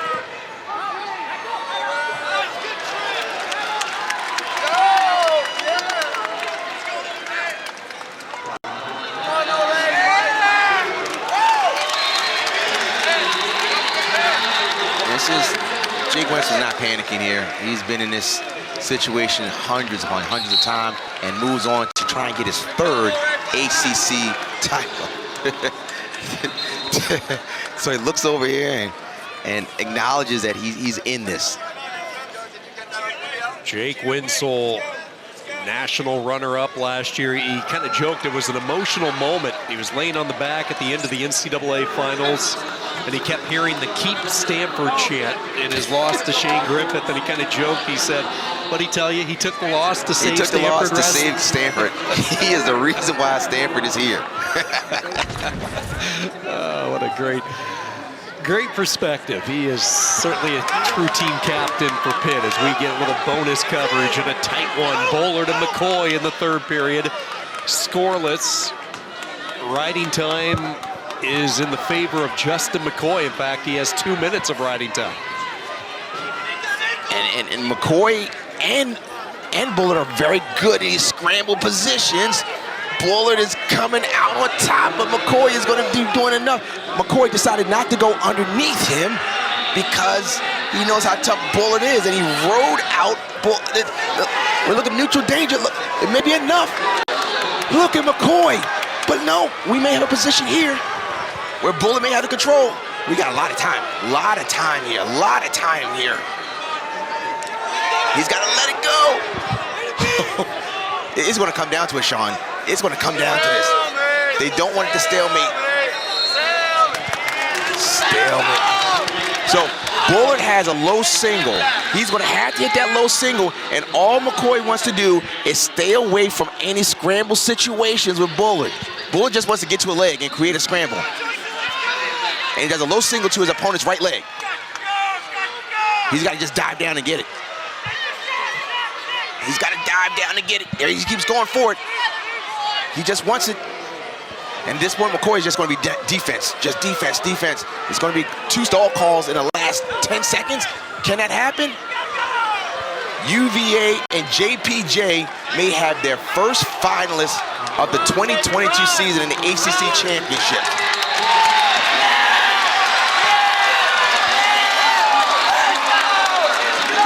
And the whole state of Virginia is cheering for McCoy. Virginia Tech fans and UVA fans. 20-plus stitches on the head does not slow down Justin McCoy. And yes, maybe the very first time that Virginia Tech will cheer for Virginia in the sport of wrestling when you have NC State in the house. And here we go. 174, 4 studs. Clay Lout, Matt Feinsilver, Matt 1, Mekhi Lewis, Hayden Hiley, Matt 2. Buckle up, everybody. You can watch either match and be entertained. The top seed is Clay Lout. He pinned Hayden Hiley. That is what propelled him to the top spot after dropping a decision to Mekhi Lewis. Matt Feinsilver for Duke, the redshirt senior, Greenwood Village, part of the Feinsilver legacy at Duke. You look at the history of Duke wrestling. Previous Duke ACC champs, Mitch Feinsilver won a title in 19, Jacob Casper in 18, Connor Hartman back-to-back titles in 15 and 16.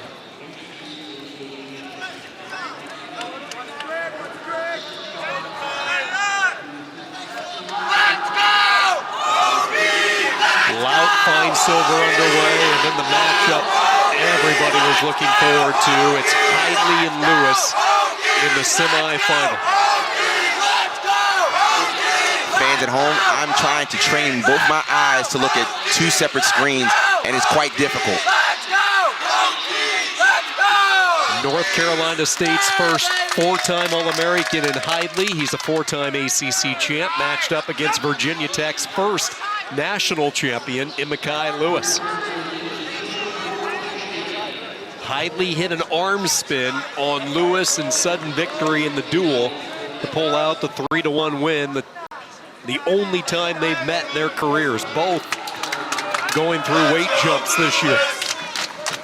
Let's go, Lewis! Let's go, Lewis! Let's go, Lewis! This is the drama of 174. And fans are getting behind us and behind me, literally, cheering for their wrestlers. Isn't this fun though, Rocky? Just take a step back and you look at the screen and look at the firepower on the screen. 2 Lewis takedowns. fires the opening salvo. And Lout's in as well. Now we're going to find a defense of Feinsilver. Lout in was on a snatch single. Good defense by Feinsilver there. Lout got into a snatch single, and we saw that Hiley gave up a takedown to Lewis. 2-1.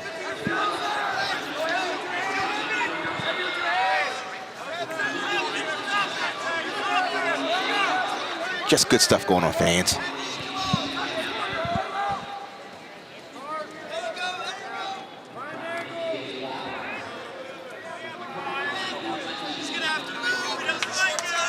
So you see, Feinsilver is going to continue to press forward, and he has to get to a position where he just continues to move forward because Feinsilver is pretty darn tough on top. But look at this perfect matches. They're almost synchronized in time. I mean, this is how close these matches are, even in time. They both end at the same period. Flip of the disc for Lout and Feinsilver. It comes up green. That means it's Lout's choice. He will start down.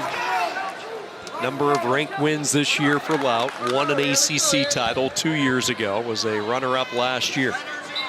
Real good Greco background with the upper body. Hit the Granby and he is away. Pretty important and really good job because Fine Silver is darn tough on top, and Lout got away quickly. 3 seconds of riding time. Really good use of a Granby.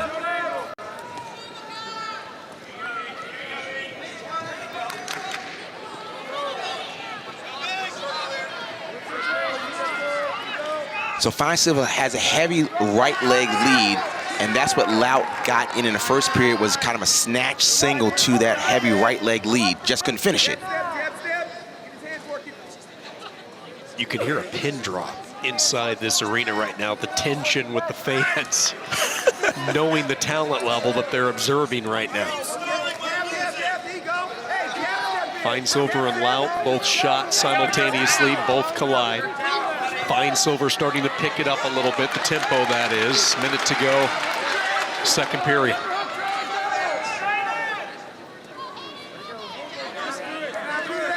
Fingers are locked, trying to get through here.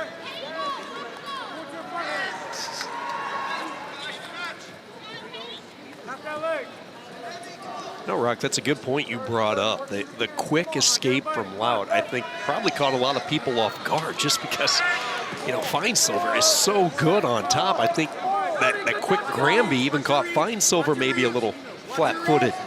You're absolutely right. People just don't know that Clay Lout is an All-American. He's an All-American, an ACC champion. He knows how to wrestle these matches. He knows how to wrestle against top-level opponents.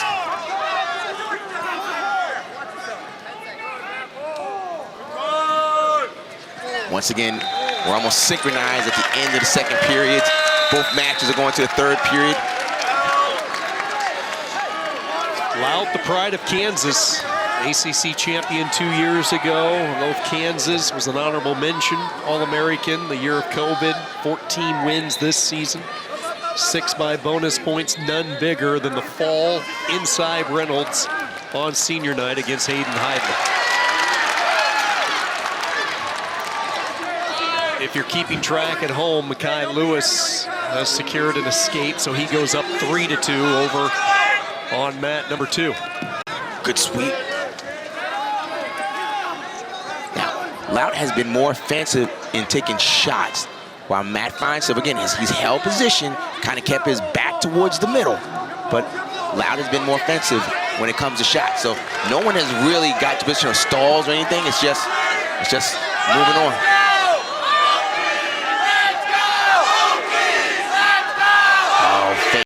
My heart is racing with these two matches.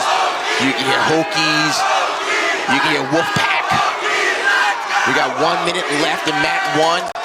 We have a 1-1 match.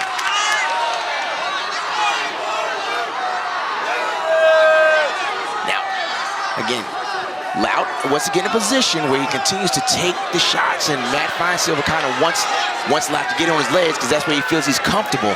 He's not going to really do too much to create a shot per se.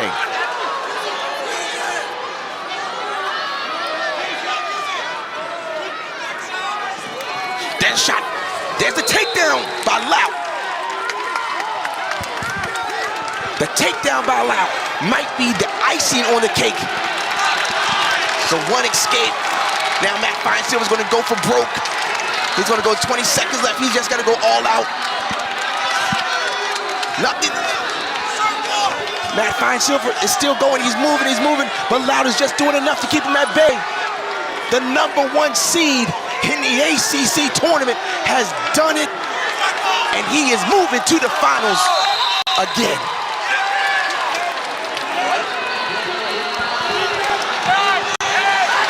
So at this point, we saw this. Clay Lout shows that he was #1 seed for a reason. And that's the shot that did it. Iced it from Matt Fine Silver. Iced it. Lowered it. Got his head across. Moved it. Covered the hip. You see Coach Scott says, and he tells it, that's 2 right there. In case the referee didn't know.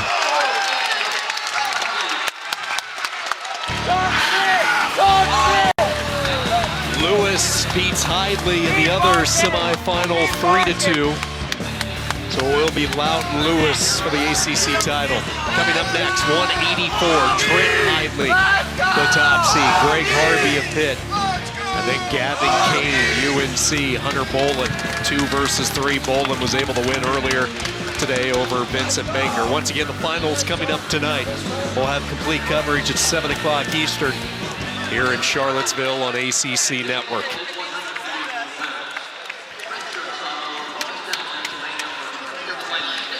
Greg Harvey ready to go with the top seed, number 3 in the land, Trent Hidley of NC State. What a year for Hidley, unbeaten this year, 15-0. He has been bonus points personified, and he wastes no time on getting the early 2 on Harvey. Immediately traps the arm, has him rolled over, and he will get the count. Trent Hidley just wrestling at a different level this whole year. He's always been very good, but now his goal is to dominate. And he has been relentless. It doesn't matter who he wrestles. He wants to go all out.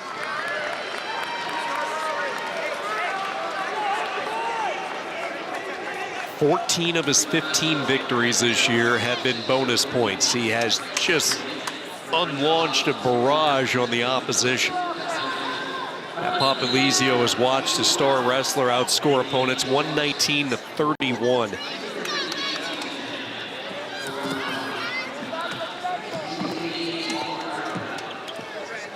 Uh-oh, he's about to watch himself. Nearly put himself in a bad spot. Harvey unable to take advantage, so the 2 will go back into the center. Quite a minute in, already 6 on the board. Harvey finding himself trying to play catch up. Little things you're seeing. If you ever watch Trent Hidley, he's always looking to the corner, out of bounds, looking to the corner. Before his opponent's underneath him, he's looking in the corner. Coach, what do you want me to do? Coach, how do you want to wrestle?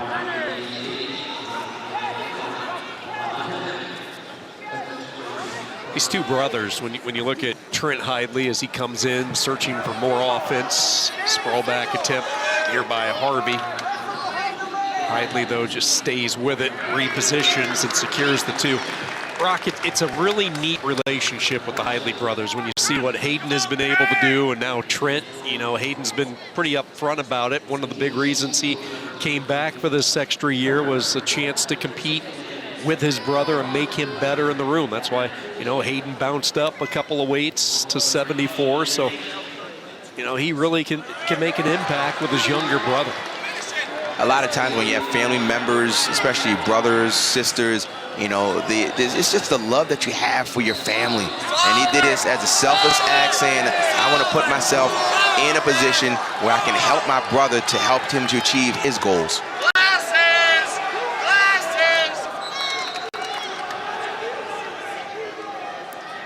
8-1, first period, still got over a minute left. What's the biggest difference that you've seen from Trent Hidley compared to the version last year that saw him just come up short to Aaron Brooks in the finals? He's always been good from high school, being a Fargo runner-up, and then, you know, just he's always had the talent, but now it just seems like he wants to dominate. He just doesn't want to win. He just wants to leave an impression on people's heads that, look, you don't want to see me ever when it comes to a wrestling match. I'm going to stay in your face and keep the intensity up the whole time.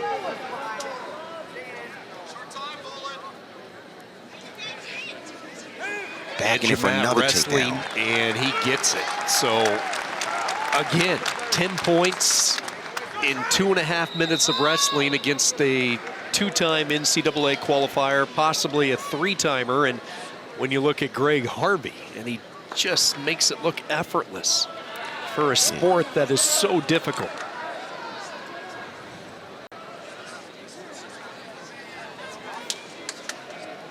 Content to keep his left toe in bounds, and the period will not quite expire, just 1 second to go.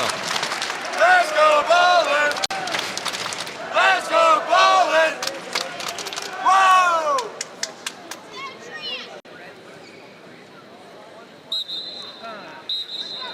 Typical Trent Hidley, 3 minutes of wrestling, although a scary moment with Harvey midway through the period.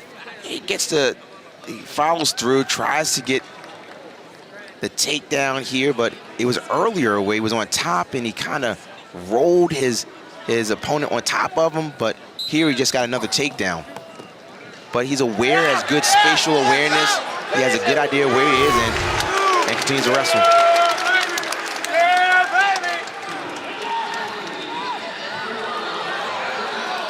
Scoring points, scoring points, scoring points. Stall call against Harvey. But I don't know if he's stalling. I just think he's getting overwhelmed. Watch this, a throw by. Watch a throw. Throw by. Trent Hiley uses the underhook, not just to hold the underhook, but he uses it as a setup. The underhook is a setup. And either he drives across the hips, drives across the knee, or even driving across the ankle, little roll through.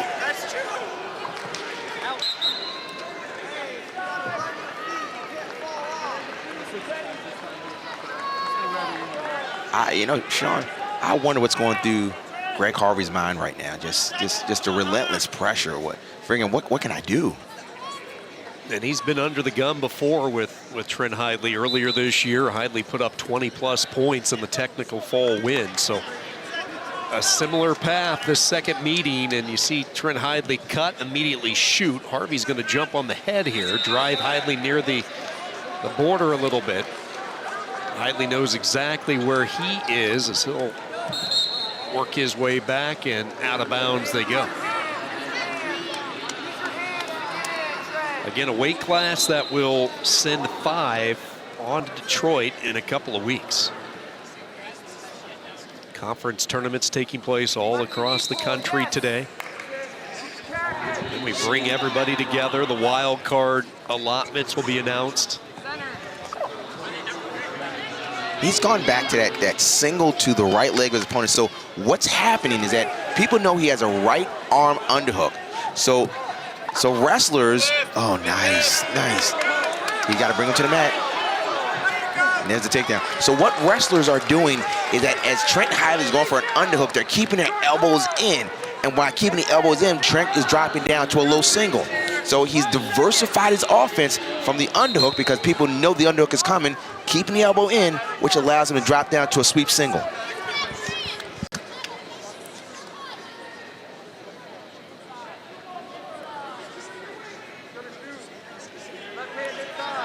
Three minutes of riding time. Man.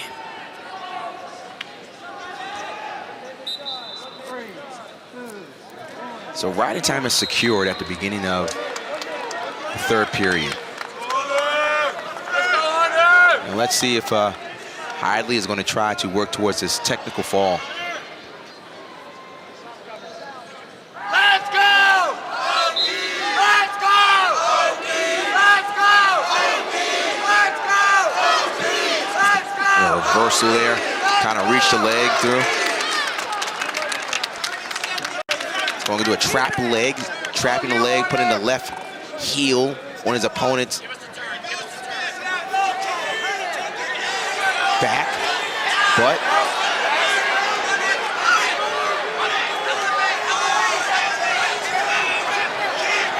Trent Hidley continuing to have his way with Harvey, and now he looks for the tilt. Harvey trying to sprawl back to his base, does. 16 up on the board. Meanwhile, over on mat number 2, a tie right now with Bolin and Gavin Kane, Virginia Tech, UNC. So it looks like they might be heading to sudden victory over on the second mat. No sudden victory needed here. This has been all Trent Hidley, the top seed. Nice. See Hidley able to recover when most wrestlers would have given up 2 there. He just sprang right back up. Harvey continuing to battle to the end. No surprise for fans of Pitt. This has been his style.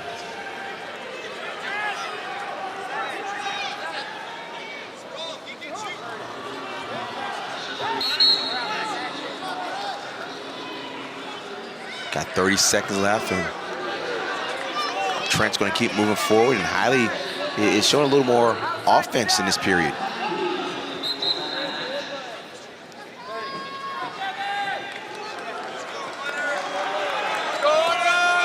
This is a round that North Carolina State took a couple of shots. They lose Hayden Hidley in the semifinals. Bullard as well. That's 65. We'll see how the points all add up in the end. Ooh, nice One more high shot. C. Yeah, beautifully done by Hidley. Looking for back points. Looking for back points. Riding time point will be added up, and it won't be quite enough for a tech fall, but it will be a major decision. Trent Hidley into the finals once again. A 19-5 victory for Hidley and NC State. Let's go to bonus coverage over on mat 2. Sudden victory. First one to score wins. The first minute in the books. Bolin just clean on the head. Head in the hole. He's trying to get that arm out. He hooked it. Head in the hole. He's got to come back to the single. Little lip knee by Kane. Stall calls are one each. Both guys have a stall call, so they want to make sure they stay in the middle. Good shot, but here it is, Kane. Kane is in. He's going to try and get his hips away. He's going to try and spread it that if that right arm comes out the side, he could get around for that double. He's in a good position. Stalemate.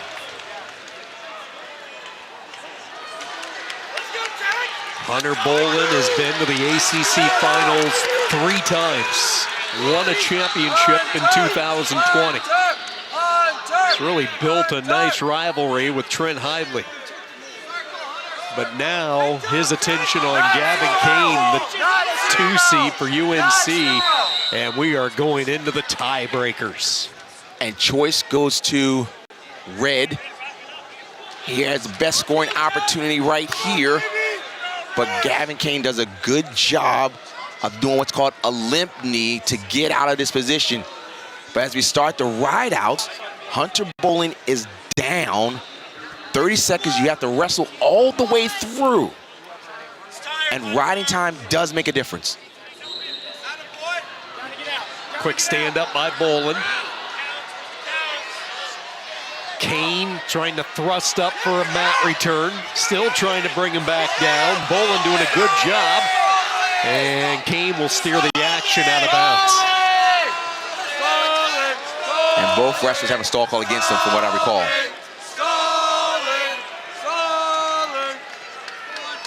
Oh, here's the gut check, gut check, gut check. All mental here. Both guys are tired. Can I will my body to do what my mind wants it to do? Oh, he did a roll, but good job by Kane. Now Kane is going to hold down. Whoa, Gavin Kane, the freshman, has kept down Hunter Bolin. We're going to the next set of 30 seconds. At this point, Kane is going to go and do, what is he going to do? What is he going to do? What is he going to do? Neutral. Neutral. He doesn't want to go underneath Bolin because they feel, but here's the thing. There is a stall call against Gavin Kane, so Bolin has to move forward. He can't wait. Bolin has got to do something. He's driving in there, but good defense by Kane. He's trying to step through. Kane has kept his hips up.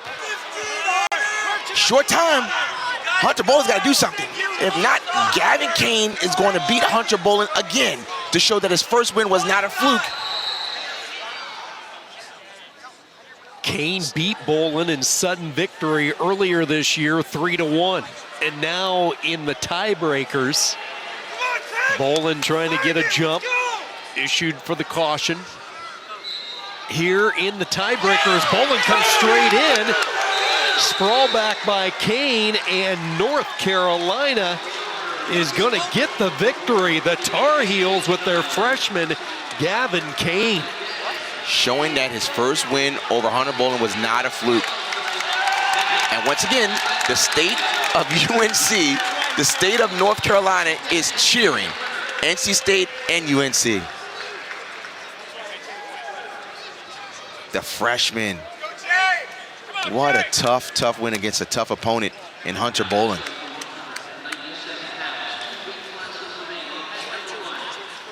Semifinals coming up at 197. Isaac Trumbull, North Carolina State, the top seed. Max Shaw, UNC, the 4 seed. That's going to be on our map 1. Then you have Bonacorsi and Aiello. A couple of wrestlers who have had a lot of success throughout their long, storied careers. Bonacorsi and Aiello, 2 versus 3 coming up on the semifinals. And they were teammates for Team USA for the U23. That's right. That's right. There is the tall tree they call Isaac Trumbull. Take a look at that frame. Wrestlers have a tough time cracking it. His defense second to none. Dangerous wrestler for NC State at 197, earning the top seed. This is his first ACC championship match. Received a bye earlier today. Remember, he lost the wrestle-off late last year to Nick Rena. So despite being a part of the Wolfpack lineup a season ago, he did not get a chance to wrestle in the postseason. So here he is, his debut, his much anticipated debut, Rock. And when these two wrestled last season, Max Shaw was up, took Trumbull down a couple times, and then Trumbull came back and pinned him.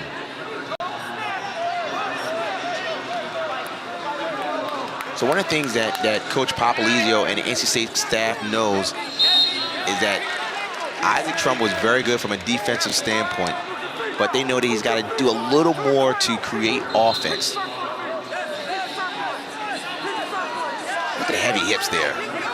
Heavy hips is going to try and chase the ankle. He's going to keep moving. It's a hustle game now. Who's going to hustle more?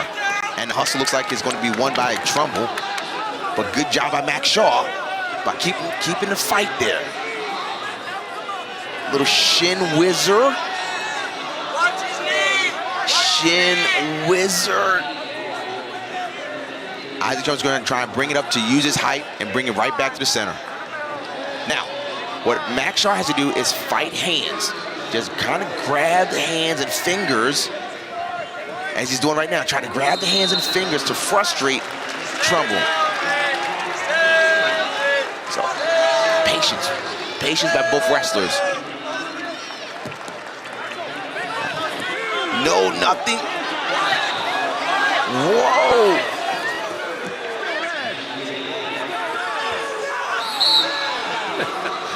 How about that for a couple of 97-pounders? And that scramble that we just saw. That was now they're going to look at that. They're going to look to see if that first scramble. But let's look at it, fans. So he goes behind. Trumbull does. Now he starts to roll. There wasn't a hand touch because his hand never touched. Now let's look at it again, because if I missed something, maybe his hand did touch. But I saw kind of a forward roll. So it's a takedown. Takedown Trumbull.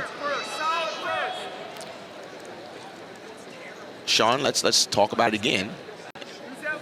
NC State makes their money off of being tough on top. And we're about to see the attempt by Trumbull to be tough on top.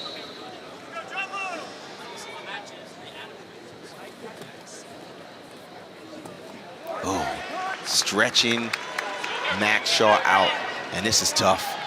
This is tough. And when he stretches, he keeps his hips right at the lower back, where it's a lot more challenging to get your hips underneath you. And as he stretches forward, he lifts his legs up to give a back arch type of scenario for Trumbull. Trumbull went through the big names of this conference at 197. He had a win over Aiello in sudden victory, 7-5 this year. Wins over Bonacorsi as well. Max Shaw, just a run that this youngster has enjoyed for Pat Papalizio in his freshman year out of Springfield, Nebraska, located just outside the Omaha metro area. Defers, and Trumbull's going to go underneath. Had a special moment this season after his win against Aiello. It was Military Appreciation Night, so following the duel, he took his oath of enlistment into the Army National Guard right in the center of the mat. Special moment for him and his family. Well, speaking of family, Rock, he had a chance to wrestle in front of family at the U.S. Open this year with it hosted in Lincoln. Chance to wrestle in front of family and friends, and you look at the ranked wins this year, Rocky Elam, Missouri, Bonacorsi, and then the sudden victory against Aiello. The common denominator, maybe with the exception of Aiello, low scoring. That's typically how he gets it done. Absolutely right. He knows what he's good at. He keeps himself in to positions where he can use his size and length to his advantage. And there's the patented pop clap. Oh, there's a shot right there by Trumbull. No control yet. So he wants to try and keep that foot in and bring his opponent back to the center. He's gonna try and just suck it in. Is that a takedown? Is that a takedown? That's a takedown right there. 2 takedown for Trumbull.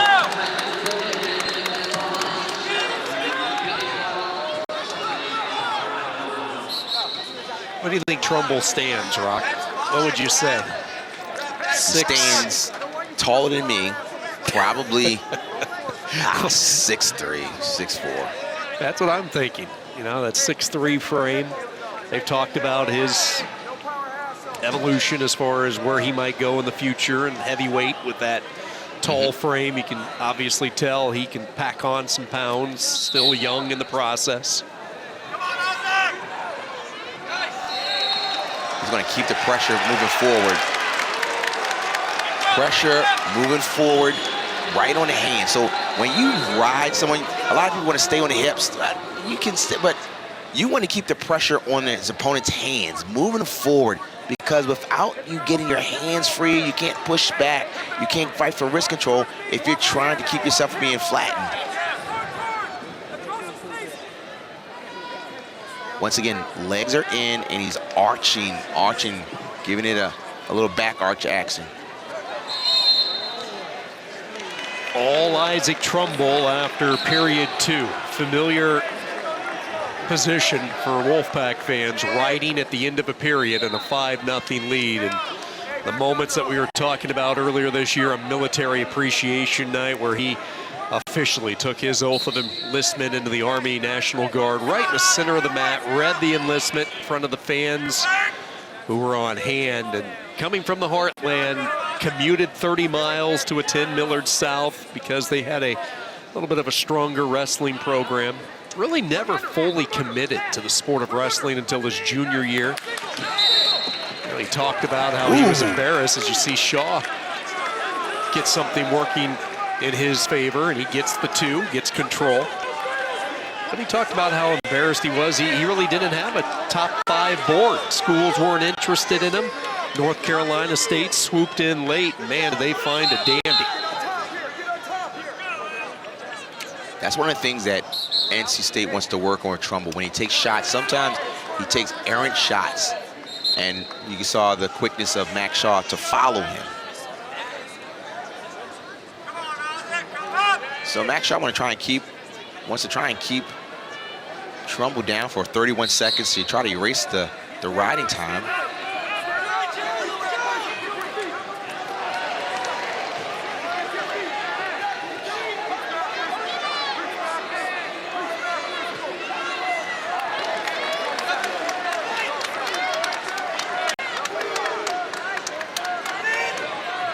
Trumbull's up, just stalking.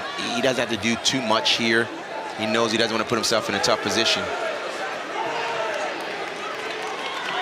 So I'm curious, let's dive into your perspective with Trumbull. As the rest of the country gets ready to see him at the Nationals coming up in a couple of weeks, if you were to script up a plan to attack him and beat him, what's the best plan for that with his defense and his hips that he showed us? Oh, nice takedown there. What I would do is you want to double up. You cannot take a shot with him straight on. And you want to go and angles because straight on, his hips are so heavy. So you want to get your sweep singles, you want to try some shrugs, but you don't want to go head on with him because he has good, strong hips. Easier said than done, but that's what will be my attempt if I'm coaching against him.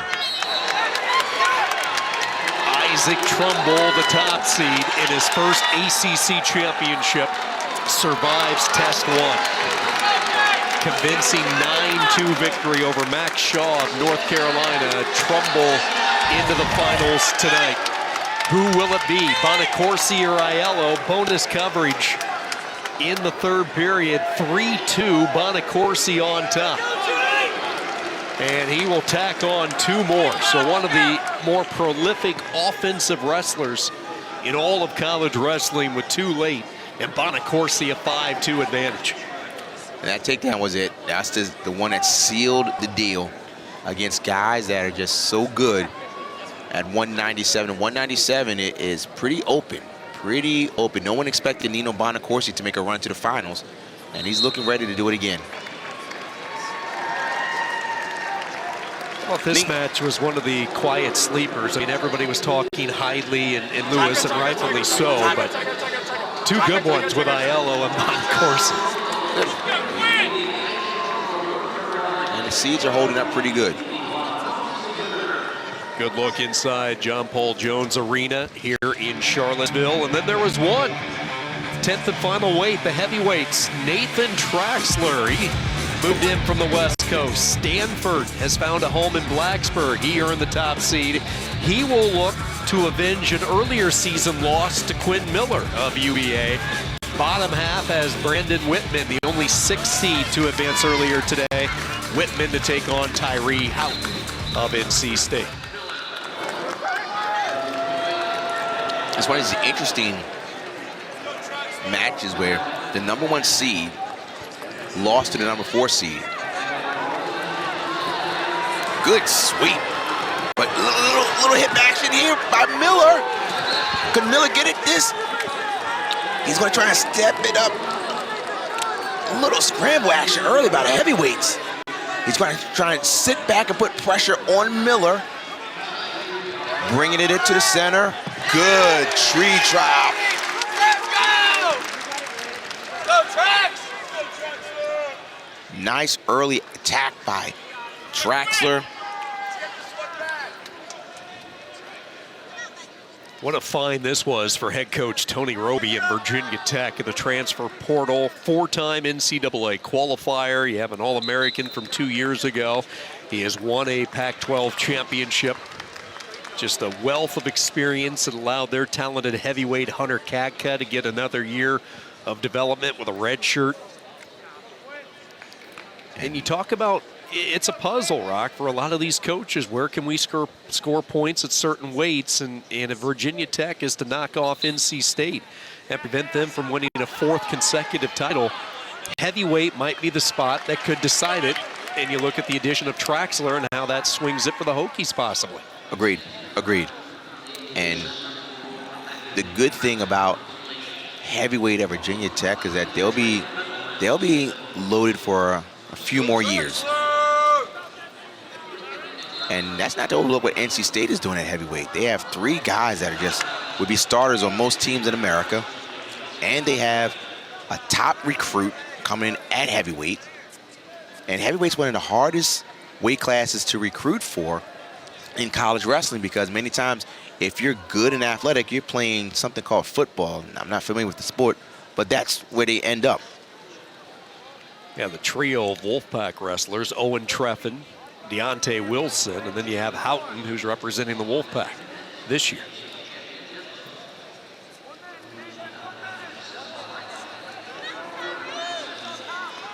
The early takedown by Traxler has been it.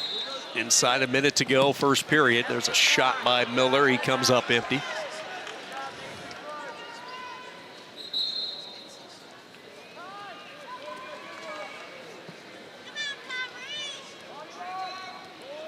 Quinn Miller is one of the more undersized heavyweights, walking around maybe 235-ish.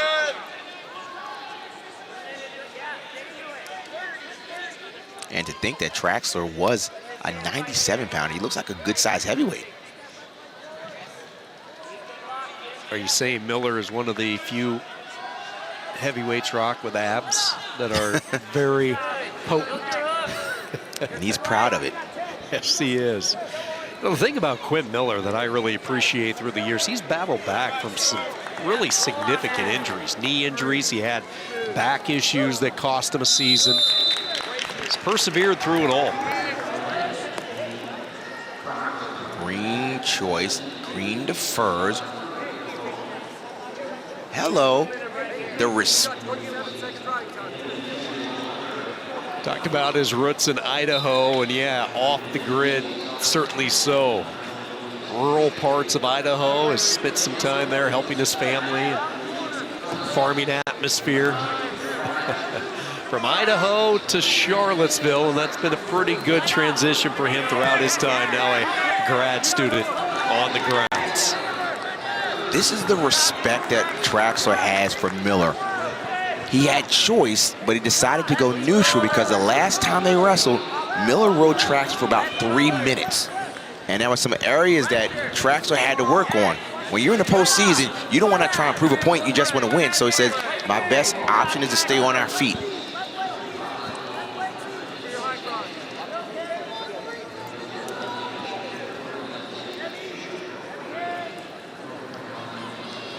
One thing Quinn Miller has had to figure out is how do you win when you're undersized, and he's been able to do that. Good athlete, has used his athleticism. You know, the thing about him, inadvertent poke in the eye will stop the action. He has been a pinner throughout his time in Charlottesville. It's always good to have your heavyweights, or anybody to be a pinner. But yes, he's gotten better. Trax has been doing to that sweep single often, and he's going at it. He takes another shot like that, and Quinn Miller, rightfully so, should be called for stalling.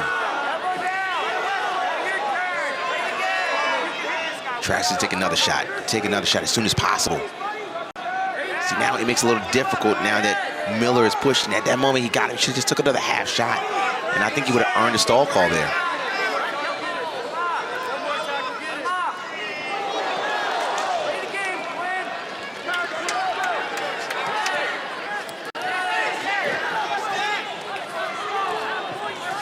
So now there's motion by Miller.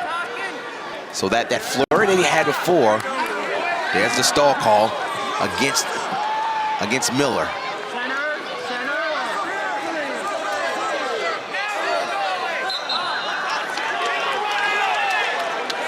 Second period will come to an end at a 2-1 lead for Nathan Traxler.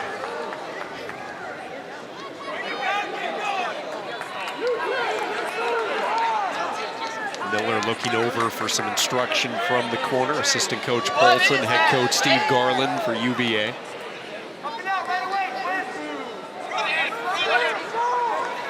Traxler readies, and we're off and running. Final 2 minutes of this semifinal session. Stand up by Miller. Big, powerful mat return by the Virginia Tech senior Traxler. And he wants to earn this riding time. And he's laced the ankle. You see he kind of hooked that right ankle, which is even more challenging for any bottom wrestler to get out.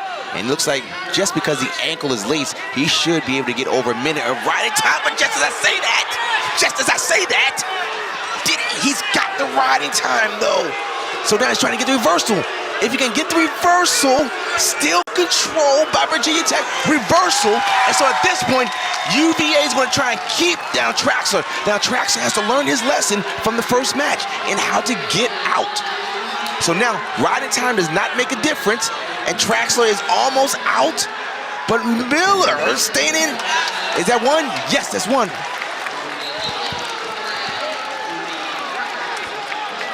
Now remember, Miller has a stall call against him.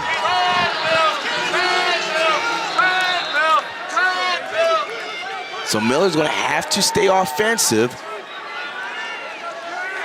Not just here, but if he goes overtime, he's got to stay offensive. And Traxler just needs to go back to that little sweep single he was having. He was having some success there. Maybe he wasn't getting it, but at least just, attempt it. You don't want to just wait till overtime. If you can score now, score, and go to the showers. Approaching 30 seconds. Miller with a burst of energy, and out of bounds they go. Continuation of action. So no calls coming from the officials. Back to the center we go. 28 seconds. Both guys here, they don't want to make any mistakes. No mistakes. There's a little, now Traxler, Traxler almost had a reshot there, and then Miller tried to do a dump. And so they're saying UVA fans are calling for a stall. They want a stall here. Looks like, Sean, we're going to overtime for heavyweights. Let's do this.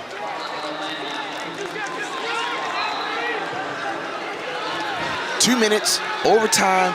It doesn't matter if it's a takedown, whomever scores points. Coach Garland is into it. Is he invested? Look at him.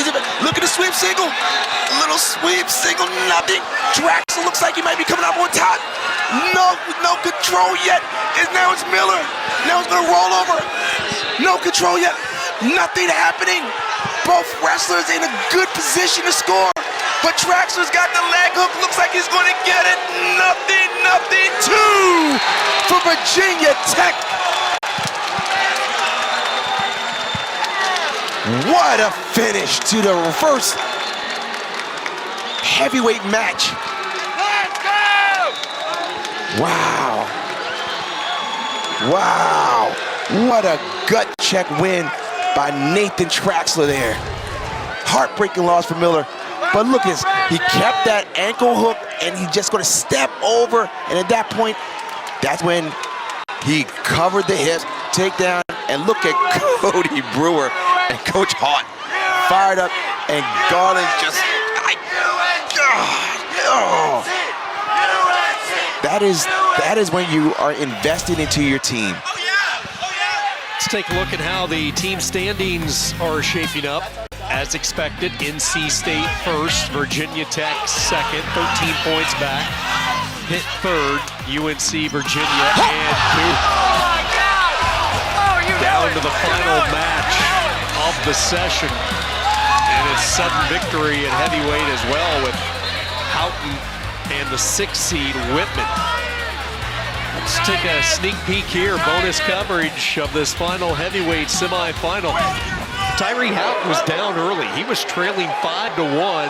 A furious third period rally has tied it at 5. This is Whitman, who was the number 6 seed. That's the match. Stall on Whitman, and that is going to be it. That is the match. Houghton gets the stall point, and it looked like a match where simply Whitman ran out of gas. He had the early lead, but a big comeback from Houghton. He literally backed out of the match. I mean, there's no way to even argue that. He just, I mean, we can see the replay. I mean, Latona moving on to defend his ACC championship. Cole Matthews showing that a healthy Cole Matthews is a deadly one. Wenzel showing that I know, stop talking, I'm the defending champ. And then Makai Lewis, it's my house, this is my state. Fired up, this is it. ACC championships. Coleman Scott feeling it, moving with it. Let's watch it.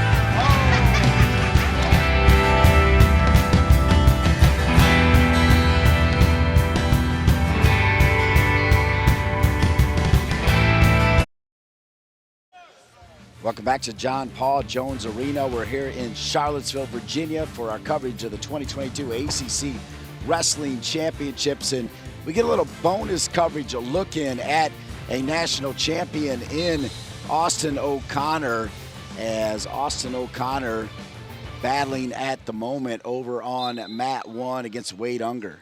So O'Connor leads 8-4, second period, short time left. He's looking to punch his ticket to the finals against Ed Scott, who just had a big fall over here on mat number 2. Unger 2-on-1 shot to finish the period, but that's going to be it. O'Connor will have choice to the third. He takes neutral. He's already got 1 minute and 41 seconds of riding time, so likely looking to tack on a bonus point and get those Tar Heels moving in the right direction. As Give Unger credit, though, a 3-2 win as the 5 seed over Cleary from Pitt to get to the semifinals to take on O'Connor. Yeah, and makes his life a little bit easier, as this weight is one that makes, that has 5 automatic qualifiers. So it makes it like whether you win or lose against Austin O'Connor, right, you got a little bit of confidence going into the backside of the bracket, knowing you've already got a win on the day, right? You're not just coming out after wrestling the national champ. That must be hard to refocus there. So. Meanwhile, Austin O'Connor just makes the sport look so easy, Christian. What is it about this young man? I mean, one thing I've always noticed about it, he wrestles with like a chip on his shoulder, right? He always wrestles tough. He fights through positions. Kind of joked earlier about Camacho, but O'Connor's like one of those guys that just lives in his stance. With the 10-5 lead, how big of a surprise was it that he walked away with the national championship a year ago? Oh, not at all. I mean, he was the top dog going in after a third-place finish as a freshman in Pittsburgh. You had high expectations with him. 2020 NCAA tournament was canceled. I believe he was the 1 seed then. You're expecting big things out of that guy going into. Unger just threw him down right now, though, and pretty impressive here. It's a tight match. Yeah, 7-5 lead, 10-7 lead for O'Connor. Time is ticking away. Unger looking to put that on the back and try for something at the end, but 6 seconds on the clock. He needs a 4-point near fall in 6 seconds to bring this to overtime. Possible, but not probable. No, O'Connor will move on as the number 1 seed to face the number 3 seed, Ed Scott, with that remarkable win over Keating. And 2 more points at the end right there. So Austin O'Connor taking care of business as we bring you some Mat 1 bonus coverage. Dean Linke and Christian Olenowski covering Mat 2 as we get ready for 165. At 165, as you see O'Connor with the victory walking off, there'll be 3 AQs from the ACC at 165, including Jake Wenzel, the defending champion from Pitt. He'll be on Mat 1. Over here on Mat 2, we'll have Justin McCoy from Virginia. Don't forget, tonight at 7 o'clock, it's the ACC Wrestling Championship, seen on ACC Network with Sean Kenny and The Rock, who was a star here at Virginia, Rock Harrison. That's tonight, 7 o'clock, the ACC Championships. Can't wait for that. A lot of good matchups to happen this evening. Still 5 matches to go where we're going to see who these other 10 wrestlers battling for those final 5 spots are. The ACC historic season, 39 automatic qualifiers. Let's see the cream rise to the top and see who's going to be our 10 champions. The bracket for 165, 3 AQs coming out of this. McCoy with a 10-2 win over Danette from Duke to get here to take on Thomas Bullard, the number 2 seed.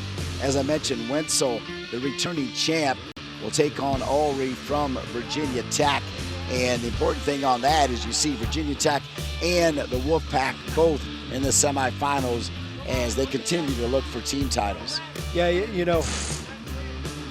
got to win these semifinals. This is really where you distance yourselves from the rest of the pack, not the Wolfpack.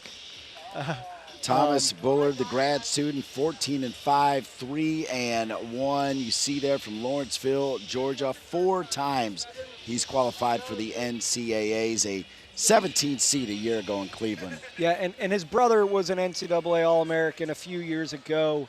His brother Daniel got what he wanted, left the program. Now it's time for Thomas to join the family, claim an All-American status. But before that, he's got a tough task here And Justin McCoy from UVA, 165 pounds, shot by McCoy.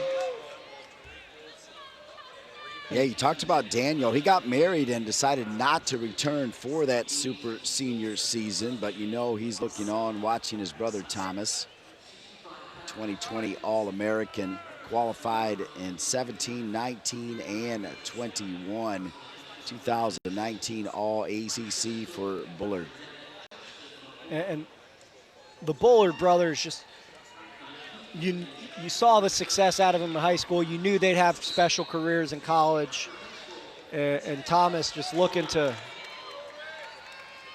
really finish his career on a strong note. Bullard beat McCoy back on February 4th by a score of 4-1. Good underhook for McCoy, trying to chase that down to a leg.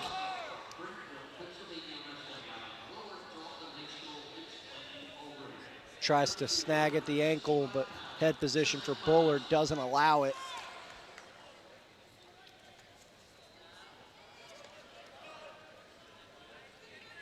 McCoy, 14-1 on the season, 41-18 in his career.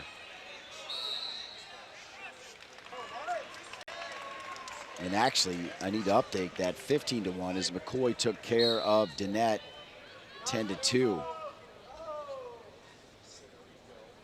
Hard collar for McCoy.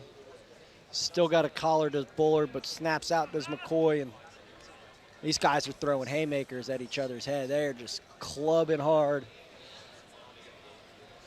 So, underhook, club underhook for Bullard.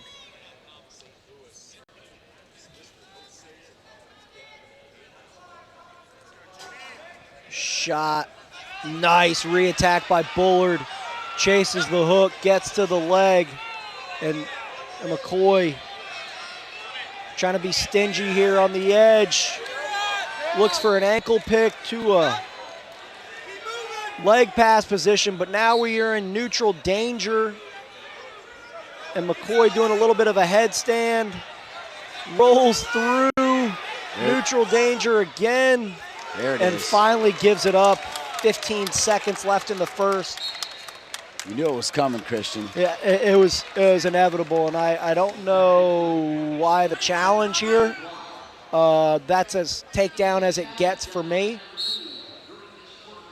But who do I, what do I know? They don't give me a green brick to sit behind the table. So a challenge from Virginia. Not sure what the challenge is. Maybe the timing of when they called the takedown. Are they questioning whether they were out of bounds, Christian, on the takedown? I mean, you saw it coming. I felt like they still were in bounds. So limp, roll through, leg pass coming. Nothing here. Neutral danger. McCoy's going to let go of this foot and eventually roll through. Neutral danger. Foot comes out. 2. Yeah, before the foot was out of bounds, right? Looked as if when McCoy was trying to get up to his feet, his right hand was planted on the mat, which I guess you give the reaction time, but to me, looks like a takedown. But and you just don't typically see officials overturn calls. It happens. Of course, Virginia led by their former Cavalier All-American Steve Garland, now in his 16th season as the head wrestling coach, a master motivator and recruiter. I understand he's already got 9 state champions coming in, and with Ohio having their state championships next weekend in Columbus, they are going to take the takedown away. So Coach Garland and the Virginia coaching staff making me eat my words, saying it was a bad challenge. So, like you said, they know more than you. well, that's why they're sitting in the chairs. So how about that? It is, but you're right though, Christian. It's rare to see that happen, overturn, but a good brick throw there from the Virginia bench as we're still at zeros. And Dean, I got to tell you, these coaches are exhibiting some self-control today. That's the first brick I've seen thrown. First challenge that we've had to sit through, so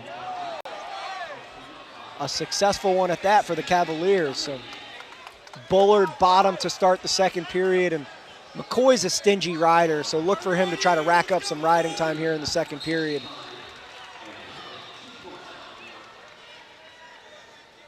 Right before we thought Bullard had those first two, it started with the shot from McCoy and Bullard turning defense into offense, but we're still at zeros.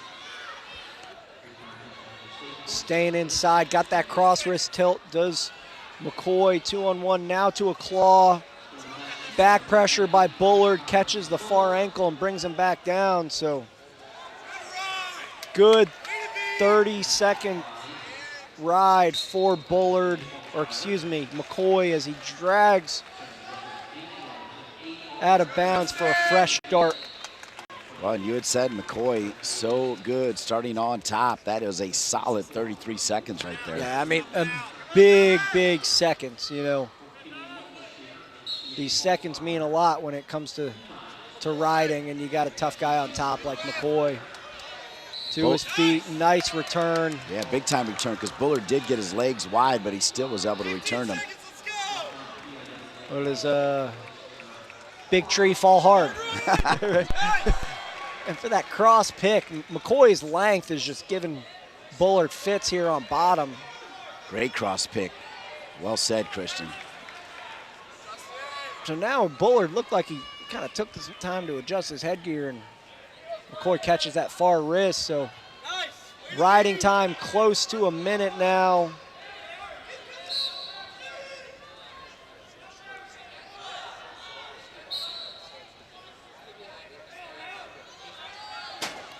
Bullard keeps the right foot in.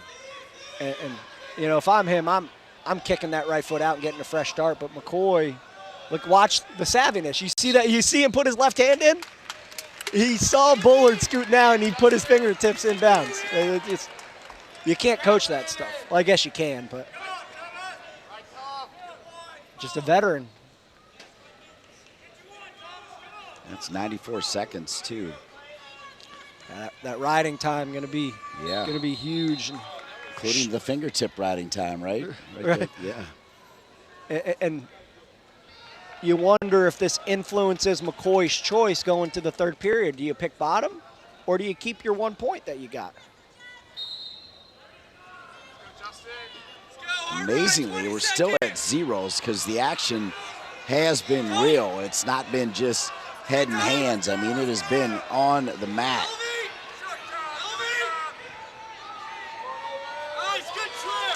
Good trip there by McCoy. And McCoy, great second period ride. And you see that right there. The coaches say, let's take that free point. Let's go on our feet. Coach Paulson tells him to go neutral. And honestly, that's a position where I say I'm going down, right? All I need to do is get away with 1 second to go and I win the match. So heavy hands by Bullard, shot.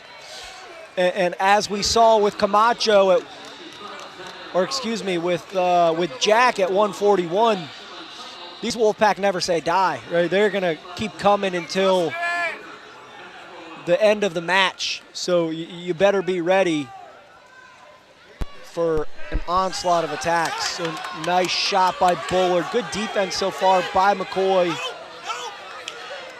So now Bullard sitting up. And can McCoy do a little bit of Andonian-esque Winn-Dixie?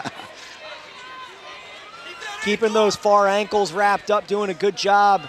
Very hard to advance your position in wrestling when your opponent's got your far ankle.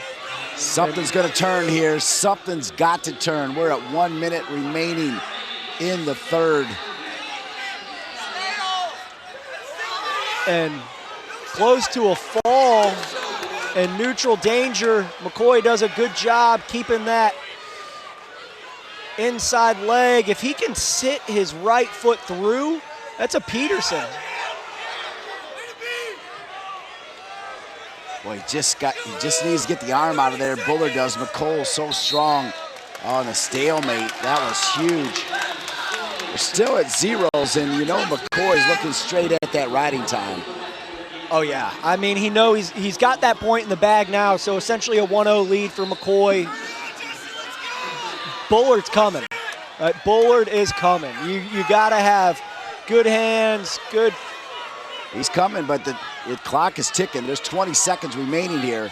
One more shot and there's a stall call. He's got to shoot then. He's got to shoot. 10 seconds. What's your best shot here, Bullard? What's it going to be? There's a stall call, but it's not going to be enough. 3, 2, and the hometown crowd's got a finalist. McCoy's hyped up. You caught it right at the second. You said McCoy is so good on top. That was the difference. And a riding time point punches his ticket to the NCAA tournament and the ACC finals. And I'll tell you what, the Hokies are a fan of that guy right now. Hey, we might have the biggest match of the day right now, right in front of us at 174, as you're talking about a national champion at 65 in Mekhi Lewis and Hayden Hidley, who just beat Mekhi Lewis, the #2 seed. Are you ready for this at 174? This is the match of the tournament right here, folks. If you don't have your popcorn already, it's too late. Stay on the couch. You got NCAA champion Mekhi Lewis taking on NCAA finalist Hayden Hidley. We've got 5, I repeat, 5 ACC championships between these guys. And today, if Hayden Hidley wins this match, he has the opportunity to make history, becoming the first 5-time ACC wrestling champion. So if you're doing your math at home, that makes you know that Hidley's got 4 of those ACC titles. Lewis has 1, and he did that at home at the Castle and would go on to win the national championship as a freshman. And Hidley beating Lewis in just an unbelievable match at Reynolds. I mean, the overtime matchup was insane. Hidley hit an arm spin to get to the leg and score on Lewis, which, if you know anything about Mekhi Lewis, he is stingy. He is hard to score on. So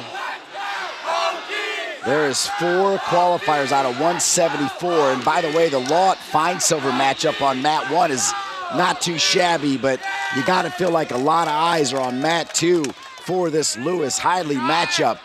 Well, you said 1,800 tickets were pre-sold, and I would bet 700 or 1,796 eyes are on this mat right here. You got to think the parents of the Fine Silvers and the Lots are watching mat 1, but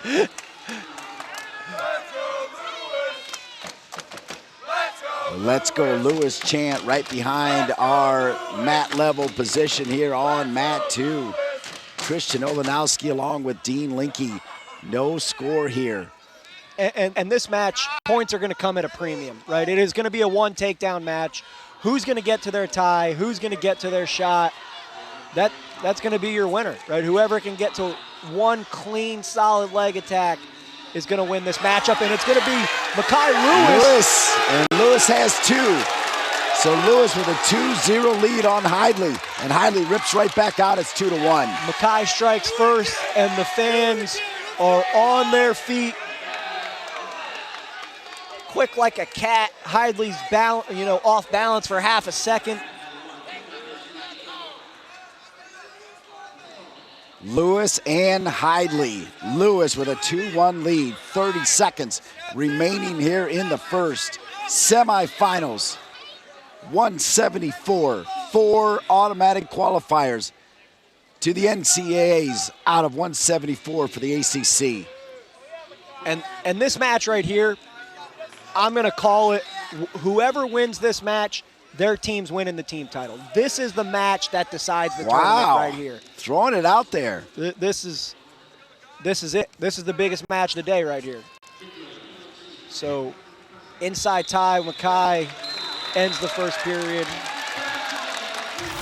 So look at the replay. Mackay shucks that leg off, is easily able to get to that right leg of Hidley, and circles his feet towards the left, keeps his head in, runs his feet for a quick takedown. 2-1 lead for Hidley, headed to the second. We do need to remind everybody that Hidley won those first 4 at 157 as he spins out and ties it. How do you feel about the 2 weight class jump? I think it looks good on him. I mean, you know this guy, goes to the weight room for breakfast. I mean, he's chiseled at his stone. So, I don't see him struggling and he hasn't at this weight class. So I like it a lot. And internationally, I think it's going to fit his body a little bit better, being at 74 or 79 kilos compared to, 70 kilos or 157-ish. All right, so he's 12-1 at 174. His overall record is 103-9 to give you an idea of how successful he was at 157. 9 losses in 5 years, right? That's tough. So shot. And one thing I've noticed about the Hokie crowd, I was at the UVA versus Virginia Tech duel, here today.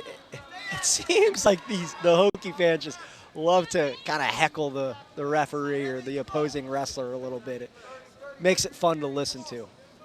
Lewis, with his win earlier, is 18-1 on the season. Obviously, you figured it out. His only loss is to Hidley. We are tied at 2s here with about 20 seconds remaining in the second. And an incredible stat for Hayden Hidley. In his 5 years, only 1 loss in ACC competition. He was winning 3-0 in the second period, took a shot, and Clay Lott rolled him over and got the fall. So his lone loss in 5 years of ACC wrestling.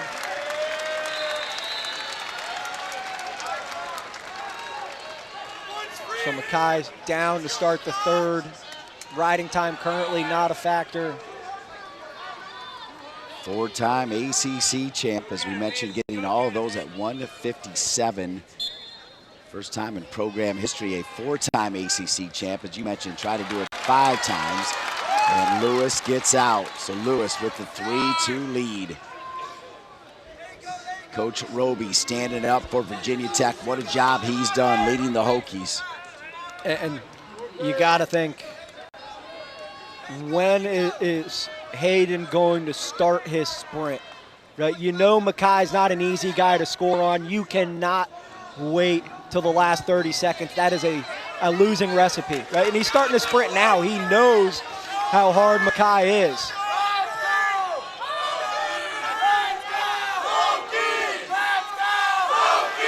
This is the marquee matchup here in the semifinals.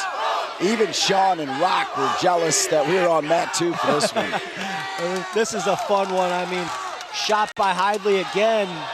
A minute to go. And this is where the big dogs call this crunch time. You can hear the NC State bench screaming to Hidley to get moving. Lewis, his feet got jumbled there just for a second. Shot by Hidley, good front headlock by Lewis. Look how wide Lewis got his legs too on that shot. Hidley's head stuffed underneath. And stalemate there. 35 seconds. And this is what you tell your athletes. End of practice, last go, 30-second sprint. This is what it's all about right here. Can you dig deep? Do you want to make history? Let's see it, Hayden Hidley. I feel like Lewis is doing enough right now to avoid a stall. He is stepping back a little bit. Your thoughts on that? Maybe a warning, but he's been warned, so now you got to keep him in that front headlock. Oh, Lewis is going to hold him down, and Lewis is going to avenge that loss. And there it is. Lewis, who was so disappointed in that loss earlier. And now Lewis playing to the crowd. And Lewis is hyping up the crowd, avenges a loss from last year or last month. Well, and by the way, Hidley did do some of those same theatrics after beating Lewis, and they know it. It's a little bit of trolling, right? It's a little bit of, but hey man, that's how the cookie crumbles. You want to dance on someone, they're going to dance on you when they get the win.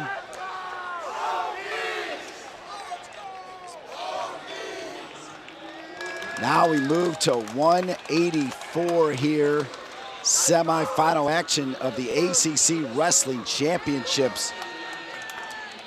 At 184, Hunter Boland, the 3 seed, Gavin Kane, the 2 seed. Over on mat 1, it's Trent Hidley and Greg Harvey at 184, 5 AQs. Yep, so this one here, you know, you get to take a breath of fresh air if you win, right? You get to go for an ACC title. But on the backside, right, you get a little bit of breath of fresh air. And I'll tell you, I have seen Hunter Boland called for that illegal front headlock. That's the second time I've seen him called in the last 3 matches I've watched. Same thing happened. That's how he lost to Trent Hidley in the duel from that same illegal front headlock. So you gotta fix that. So 1-0 lead for Kane early in this one. Boland got here as the 3 seed with a 16-3 major over Baker from Duke.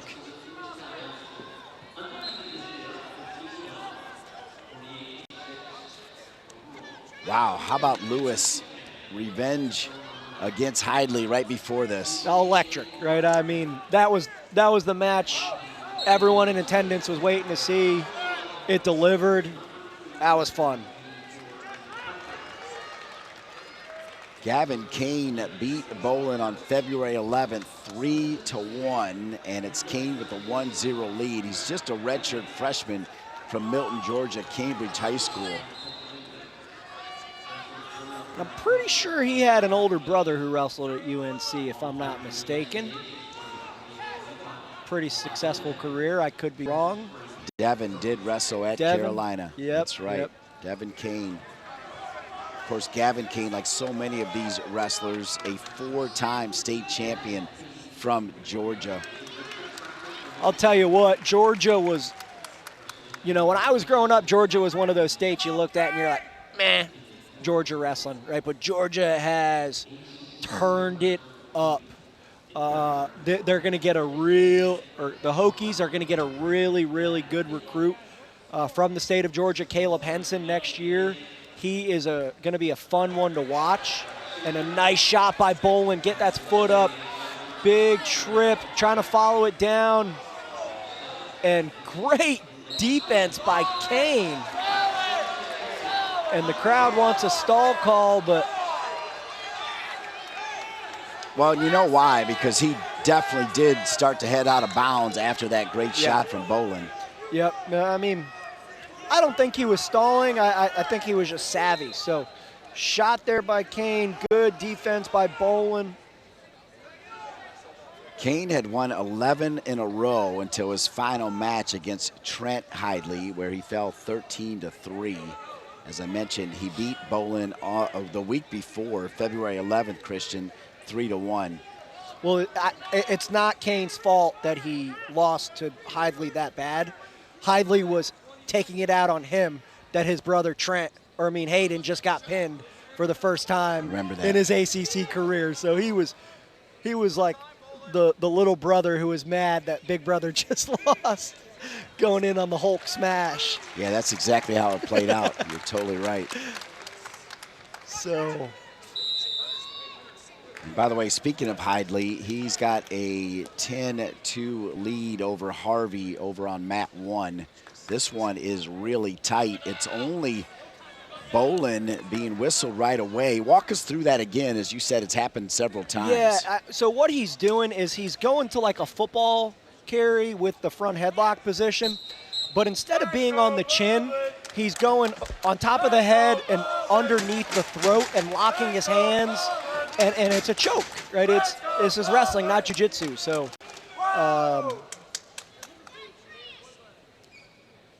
1-1 now after the escape for Bolin.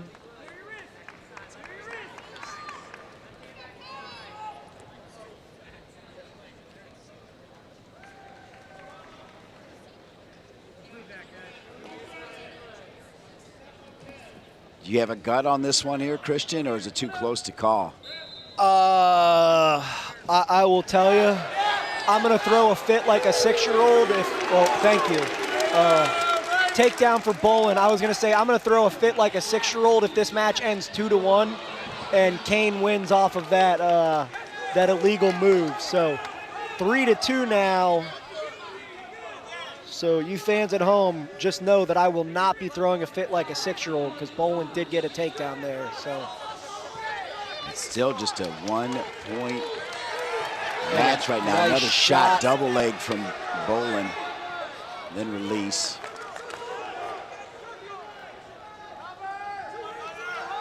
I tell you, Gavin Kane is tough though. Bolin's a handful, and Kane already with a win is not backing down. He is trailing though by 1.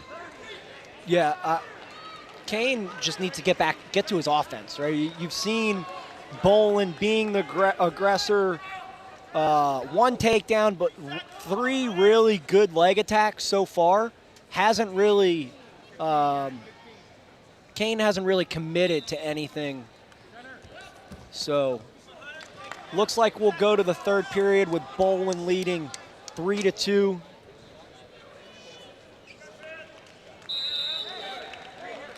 Coach Roby not in the corner for Bolin, as Coach Roby will leave it to his assistants. He is lurking, of course, in the background. And what about Coach Roby? When he first took over, it was kind of crazy. Remember, there was a little bit of controversy. All he did was win an ACC championship in Raleigh. Well, I think that was a weird time, right? It was like a weird 2 weeks where everyone was like, what the heck's going on?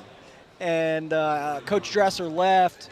Roby takes the helm and does a phenomenal job. I think the team brought home, they brought home a team trophy that year, a 4th place finish, right? So, like, they didn't miss a beat. And Roby has just developed this staff, developed this team, continued to bring in great recruits, and I'm pretty sure they're getting a new wrestling room. So everything's firing over there in Blacksburg. Meanwhile, this one is tied at 3s here with 1:20 remaining. Bolin and Kane, the 3 seed and 2 seed respectively. So 3-3, Bolin with an escape and takedown, Kane with 2 escapes and a illegal move. So 3-3, 1 minute to go. With 5 AQs, there's Coach Roby, as we just talked about, lurking over. He's done a phenomenal job, and as you said, new and improved facilities, well-deserved coming for the Hokies. Well-deserved because, I'll tell you what, they draw. I mean, I don't know if they're a revenue generator, but they're pretty darn close. They get some good crowds. Oh, yeah. I mean, and I know the support from the alumni has been like never before. I mean, they've got to be one of the most successful programs at Virginia Tech. Fun team to watch. Here we go here. Bolin's got a leg. Bolin, good re-attack, but he's got to get his head up here, and he does. Trying to avoid overtime. Looking for the trip. Defense. I'll tell you what, that kid's an acrobat. His balance is incredible.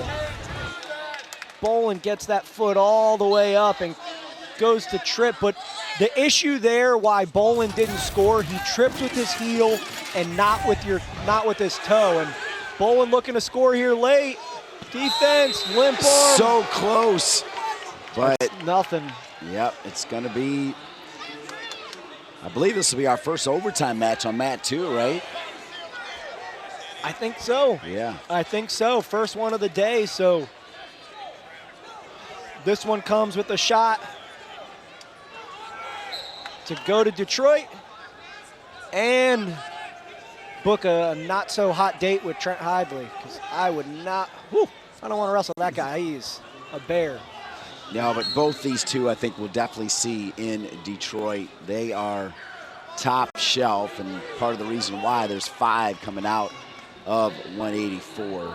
Dean, I will tell you, overtime rules here, 2 minutes sudden victory, 2 30-second periods, alternating positions, and then after that, the sudden victory goes to 1 minute in length. The 2-minute sudden victory is the greatest rule change in the sport of wrestling since the addition of weight classes. Yeah, I agree. It is that good. Yep. And stall call on Bolin. So each guy's been warned. Now you got to wrestle on the edge. And 65 seconds remaining here in this sudden victory overtime before they go to the 2 1 minutes that Christian Ovanowski just reminded you about. Shot by Kane. Defended well, though, by Bolin, who's got the head down for Kane. Looking to head in the hole. That's tight. Left foot hooks. Oh, left hand deep. Head up. And gosh, the Kane. How many times? That's the 4th time he's limped his foot out of there. I mean, that's incredible. We're in overtime here. Single leg from Kane. Bolin defends. 20 seconds remaining. Bolin trying to roll him. This is Kane's best shot at scoring that he's had so far today. Good job by Bolin defending. 13 seconds left in the overtime period.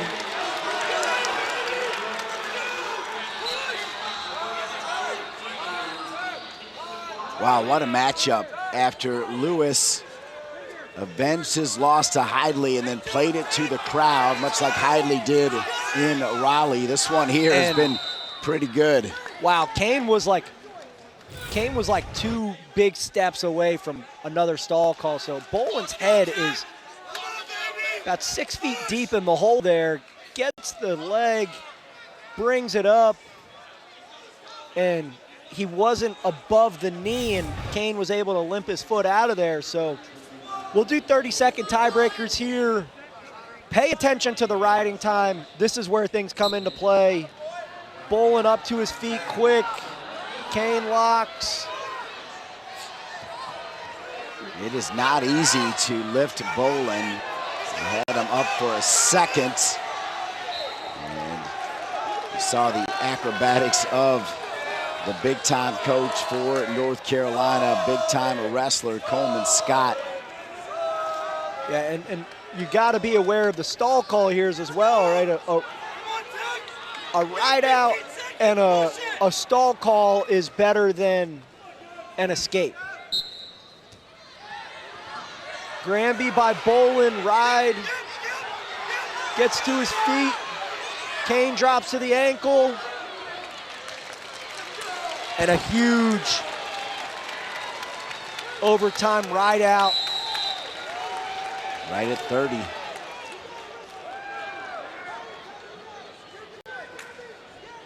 The ride is right at 30 for Kane.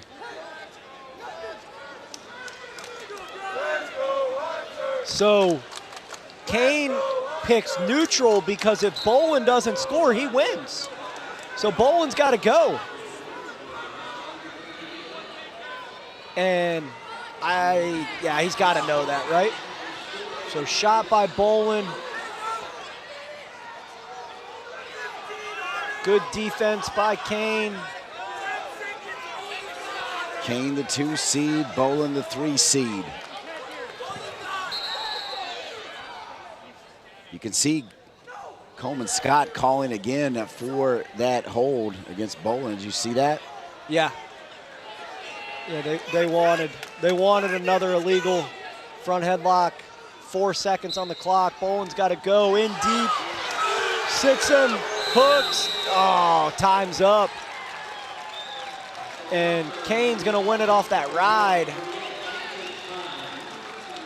So 4-3 victory for Kane. He punches his ticket to the ACC Finals, and he'll take on Trent Hidley. That's huge for team points as well, as NC State sees Virginia Tech go down. They're keeping an eye on that for sure. Oh, yeah. I mean, and this one here, this is a weight class where the Hokies don't have a guy wrestling. So, yeah, that's a great point. 197. As you see the bracket there over on mat 1, Trumbull and Shaw, State and North Carolina respectively. Here on mat 2, Jay Aiello, who had a tech fall in 6:51 over Caden Russell, taking on Nino Bonacorsi from Pitt. Break down the two styles, start with Bonacorsi. Yeah, Bonacorsi, just one of those guys that he wrestles through every position. Tough rider, real good scrambler, and you know, just one that. This is a big-time match, too. Aiello won the ACC title at this weight in 2020. Bonacorsi won it last year. Yep, and Bonacorsi is 4-0 versus Jay Aiello, so looking to make that 5-0, and Aiello looking to get that monkey off his back, right? I mean, you lost to this guy 4 times. Let's make it something special and get that 5th, you know, that win the 5th time, your last matchup on your own campus. Bonacorsi 13-3 on the season, 93-23 in his career, and as Christian just mentioned, 4 of those 93 wins coming against the Cavalier and Jay Aiello. Yeah, and well, these two are familiar foes. They were on the U23 World Team together this summer, so you got to think that probably somewhat friends, right? You wrestled on a world team together. You probably create some sort of bond within that overseas trip. When they met back on January 21, it was a 9-4 win for Bonacorsi, as Christian already said, one of the 4. And Bonacorsi, this is where he wins these matchups with these low singles, because Jay's a good scrambler, you know, but if you got your knee locked out and you can't really advance your position, makes it tough. And Bonacorsi looking to pull in, and Aiello scoots out of bounds, does a good job wrestling to the edge.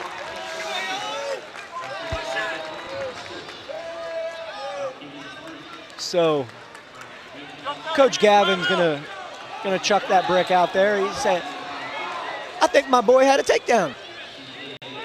It was certainly close. Meanwhile, Steve Garland he's actually demonstrating with one of the Paulson brothers. I can't tell them apart. Can you?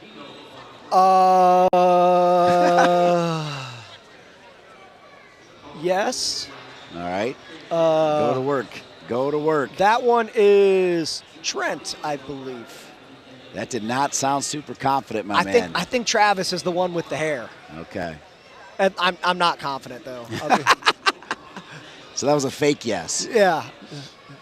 Well, you fake it till you make it, right? If you act like you know what you're talking about, sometimes people believe you.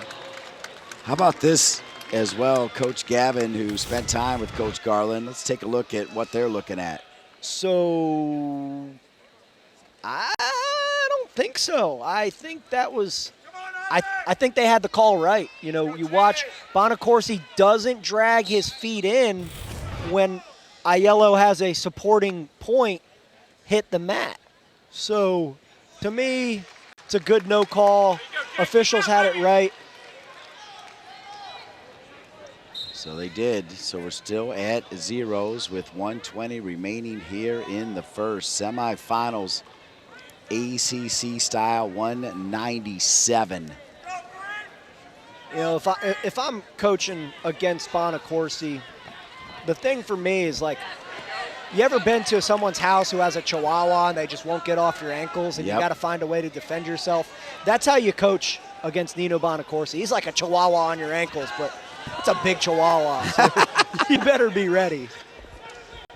That is a giant Chihuahua. Good analogy, though, as we're under 50 seconds remaining in the first. I'm making myself laugh over here thinking about it. Could you imagine a 200-pound Chihuahua?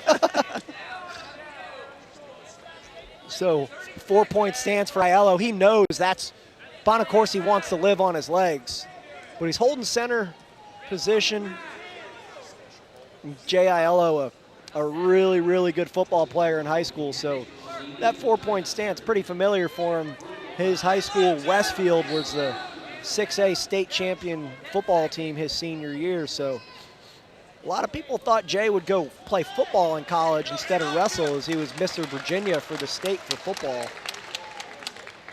Really, really good athlete. So scoreless first period there. Good look earlier of Coach Gavin, now Coach Garland for Pittsburgh and Virginia respectively. And Jay will start down as Bonacorsi up. Again, Bonacorsi's last year's ACC champion at 197. Jay did it in 2020.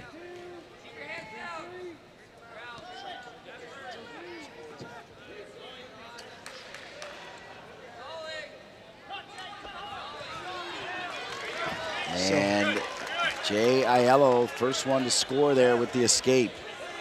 A low shot by Bonacorsi, but that's a big chunk of leg you're reaching out for Jay Aiello. He's going to be able to push that big, strong leg back pretty easily.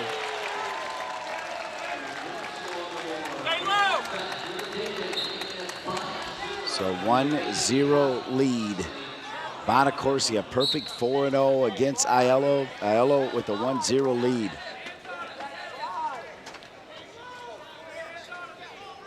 You're right, Aiello has not come out of that 4-point stance.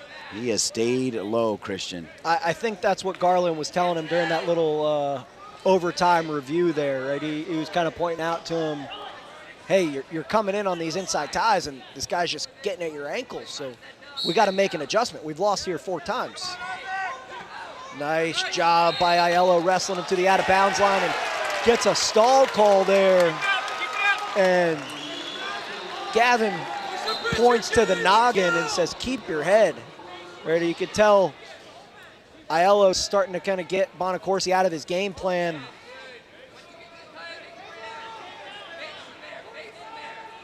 And I think the Pitt's gray singlets are my favorite singlet of the tournament so far.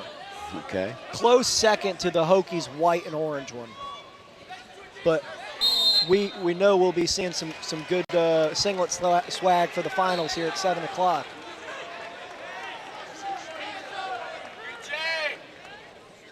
So 1-0, 30 seconds left in the second. And Bonacorsi's pretty solid on top. Aiello has had some struggles on bottom throughout his career. So kind of surprised that, he picked bottom, got out. We'll see what Bonacorsi decides to do headed to the third. 4 seconds on the clock, measure each other. A little bit of hand fighting to end the period. A little bit of extra love to end the second.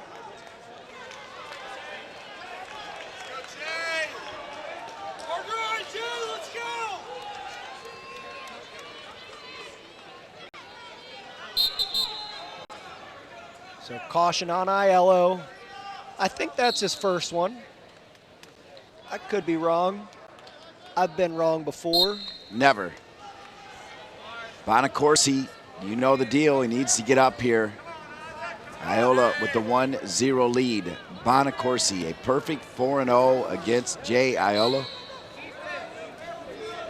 So now riding time starting to shift in Aiello's There it favor. is. We're tied at 1. And that's exactly what the 1 point he comes out of that 3-point stance is where Bonacorsi gets to the legs. And Aiello's got to elevate here because this is not a position you want to be in with Bonacorsi. He's looking to hook that left foot. Yeah, if he can get his leg out of there. And how he held on to that leg for so long is beyond me, but there it is. There it is. That Chihuahua finally got the ankle. Yep. Got the leg release, got the ankle, got the 2. Well said, Christian. So 3-1, 1:06 on the clock.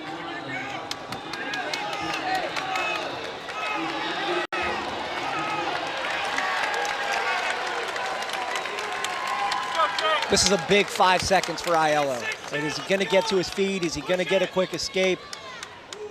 Or is Bonacorsi going to be able to pick up a good ride here? The break hands, it's 3-2. We've got 60 seconds remaining. Smartly comes in with his hands down this time. Nice knee pull by Aiello, but the hips of Bonacorsi does a good job getting his hips to the party, does Aiello. And this is where Jay likes to be.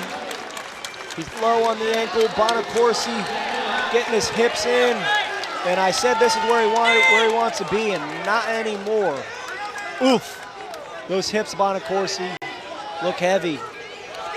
Jade finally releases, so those are the 2, and that should do it. And that was great defense by Bonacorsi. I mean, just does a great job being patient on his defense, not rushing, getting the corner, keeping his hips in. And that'll do it. So make that 5-0 for Bonacorsi over Aiello. And it also means that Bonacorsi has punched his ticket to Detroit. Congratulations. You're going back to the NCAA tournament. So Bonacorsi, both arms in the air. Aiello tries to ride. Aiello kicks out and right back in on the shot. Scrambles through. Aiello on that foot, but eventually concedes. And that was the takedown that gave Bonacorsi the lead. One more takedown eventually later in the match, and a 5-2 victory. So we'll take a look at the semifinals for the heavyweight over on mat 1 with Sean and Rock. It'll be Traxler and Miller. Miller beating Niesenbaum 3-1. Right in front of us, it's Whitman, who had a 3-2 win over Slinger. Bit of an upset based on the seeds. And now Whitman and Houghton from NC State, and a good start Whitman here. Looking for near fall early. So a quick takedown for Whitman. Looks like the officials are discussing 2 near fall, 4-0.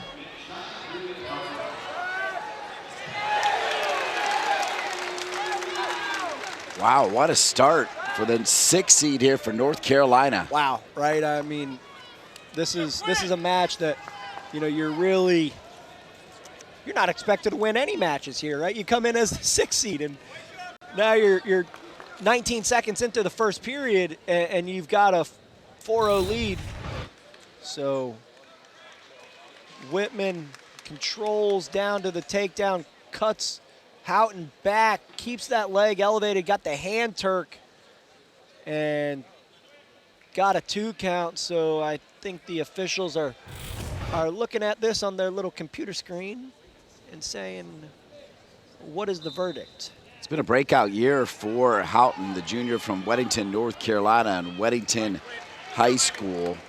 He has won 4 in a row coming into this. The last time he lost was to the number 24 seed from Campbell. That one's 6-9. He comes in with a 9-4 win over Jake Slinger of Pitt. Whitman, though, with a 4-0 lead on the 2 seed Houghton. Yeah. Quick start for Whitman, and Houghton with the escape. So now we're at 2-1. And this was a wait for NC State, that some questions coming into the weekend. Who were they sending to ACCs? You saw some action out of Owen Treffin at heavyweight. Had a great year. but eventually Tyree Houghton got the nod, and Treffin actually beat Brandon Whitman in the UNC versus NC State dual meet. So yeah, 6-2. Well said.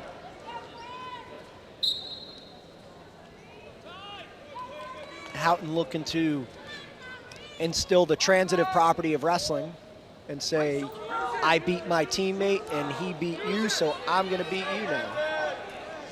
Whitman 12-12 on the season. The senior, as we said, a 4-time state champion of Michigan. Whitman almost got the single leg. Over-under position. Pummeling in.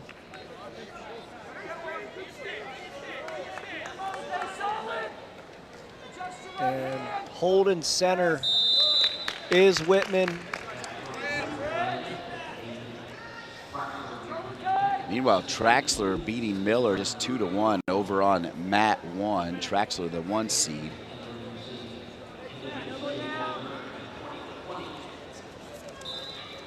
Heavyweight, 3 AQs for the ACC, and one of the most talked about brackets as it relates to seeding from the coaches on the coaches' cause this week. All 6 coaches making time to talk to all of us. Whitman with that 4-1 lead.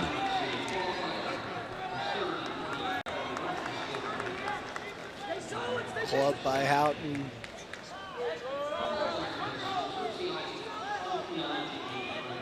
And this kind of looks like Houghton's got a little bit of height on Whitman, but it's kind of helping Whitman because he's able to get good leverage and stay underneath Houghton. Although he might not be the bigger heavyweight of the two. So 4-1 now, headed to the second.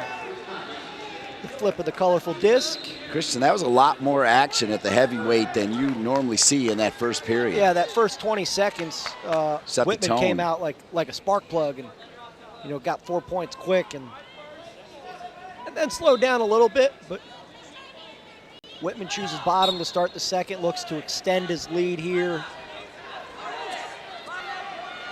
It's going to be a long 4 minutes for Whitman as Houghton knows what he has to do here. And Houghton threw that leg in. I'll tell you what, a 200-something pound guy putting legs in on me. No, thank you.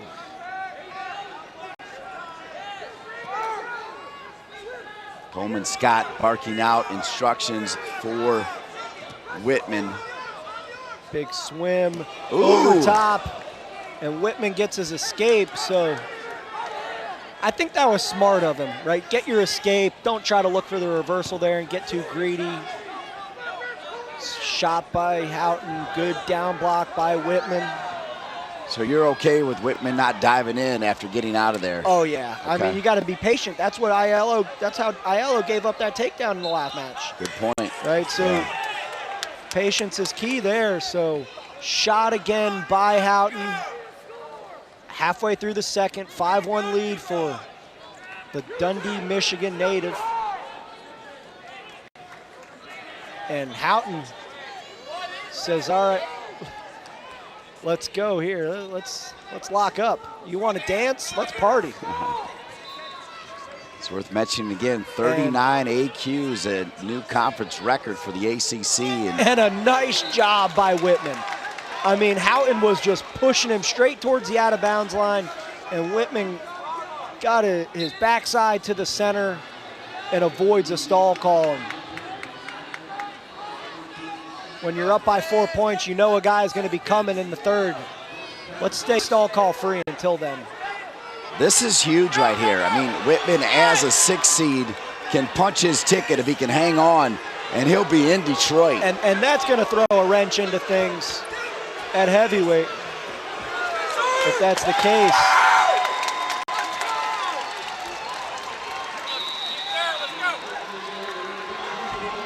So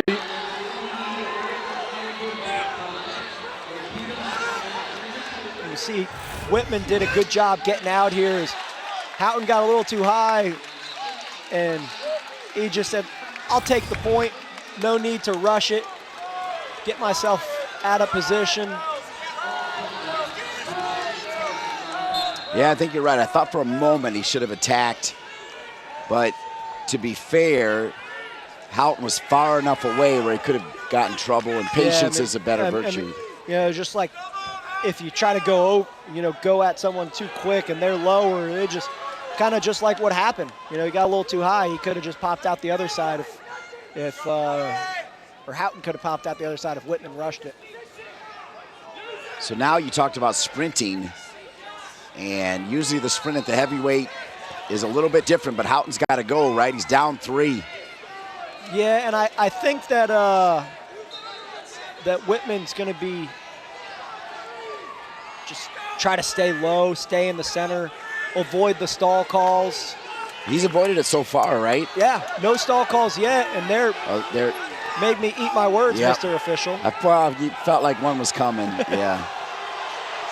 So a stall call and a takedown ties it up for Houghton.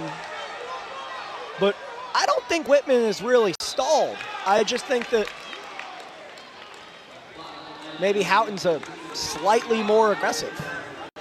Houghton with the shot, defended by Whitman. Meanwhile, Traxler and Miller are 3-3 over on mat 1.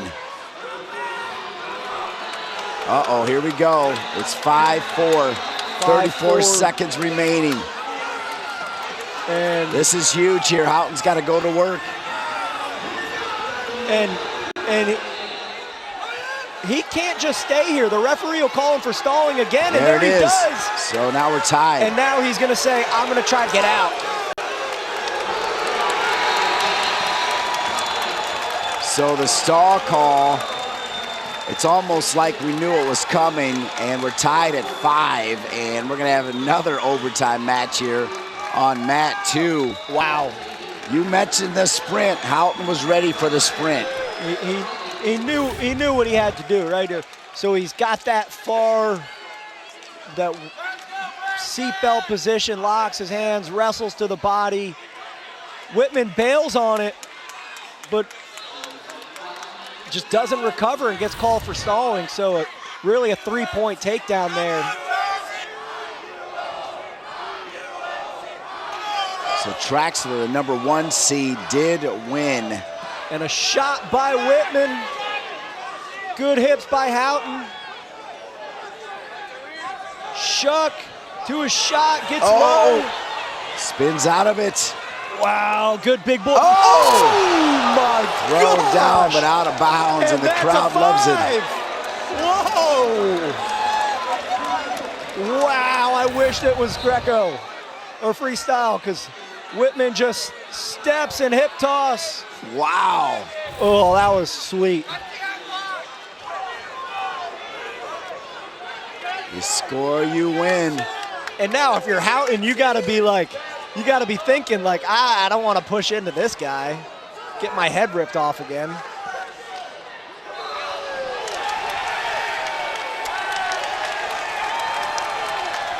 And Houghton wins it on a stall call.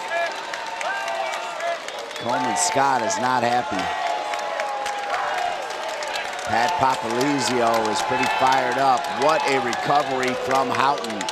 Down 4-0 almost immediately and comes all the way back. And Coleman Scott is not happy. Oh, he is all up in the referee right now, which I don't really like that call, right? You let the guys wrestle. Houghton pushed him out. So, Mr. Official, you might want to get a new ear, because you just got that one chewed off. So let's see that again.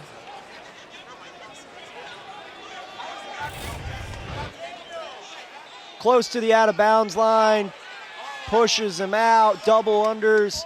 Yeah, I think that was more of a stall call on Houghton than I do think it was Whitman. But again, that's why I'm not in the stripes. Wow, Coleman Scott showing a lot of fire, a lot of emotion, making him an elite level. Now We promised the updated team standings, and here they are. NC State at 68.5, Virginia Tech at 52.5. Yeah, I mean, it's what we thought, right? The top two dogs duking it out for a ACC championship. Hayden Hidley said, "Hold my beer."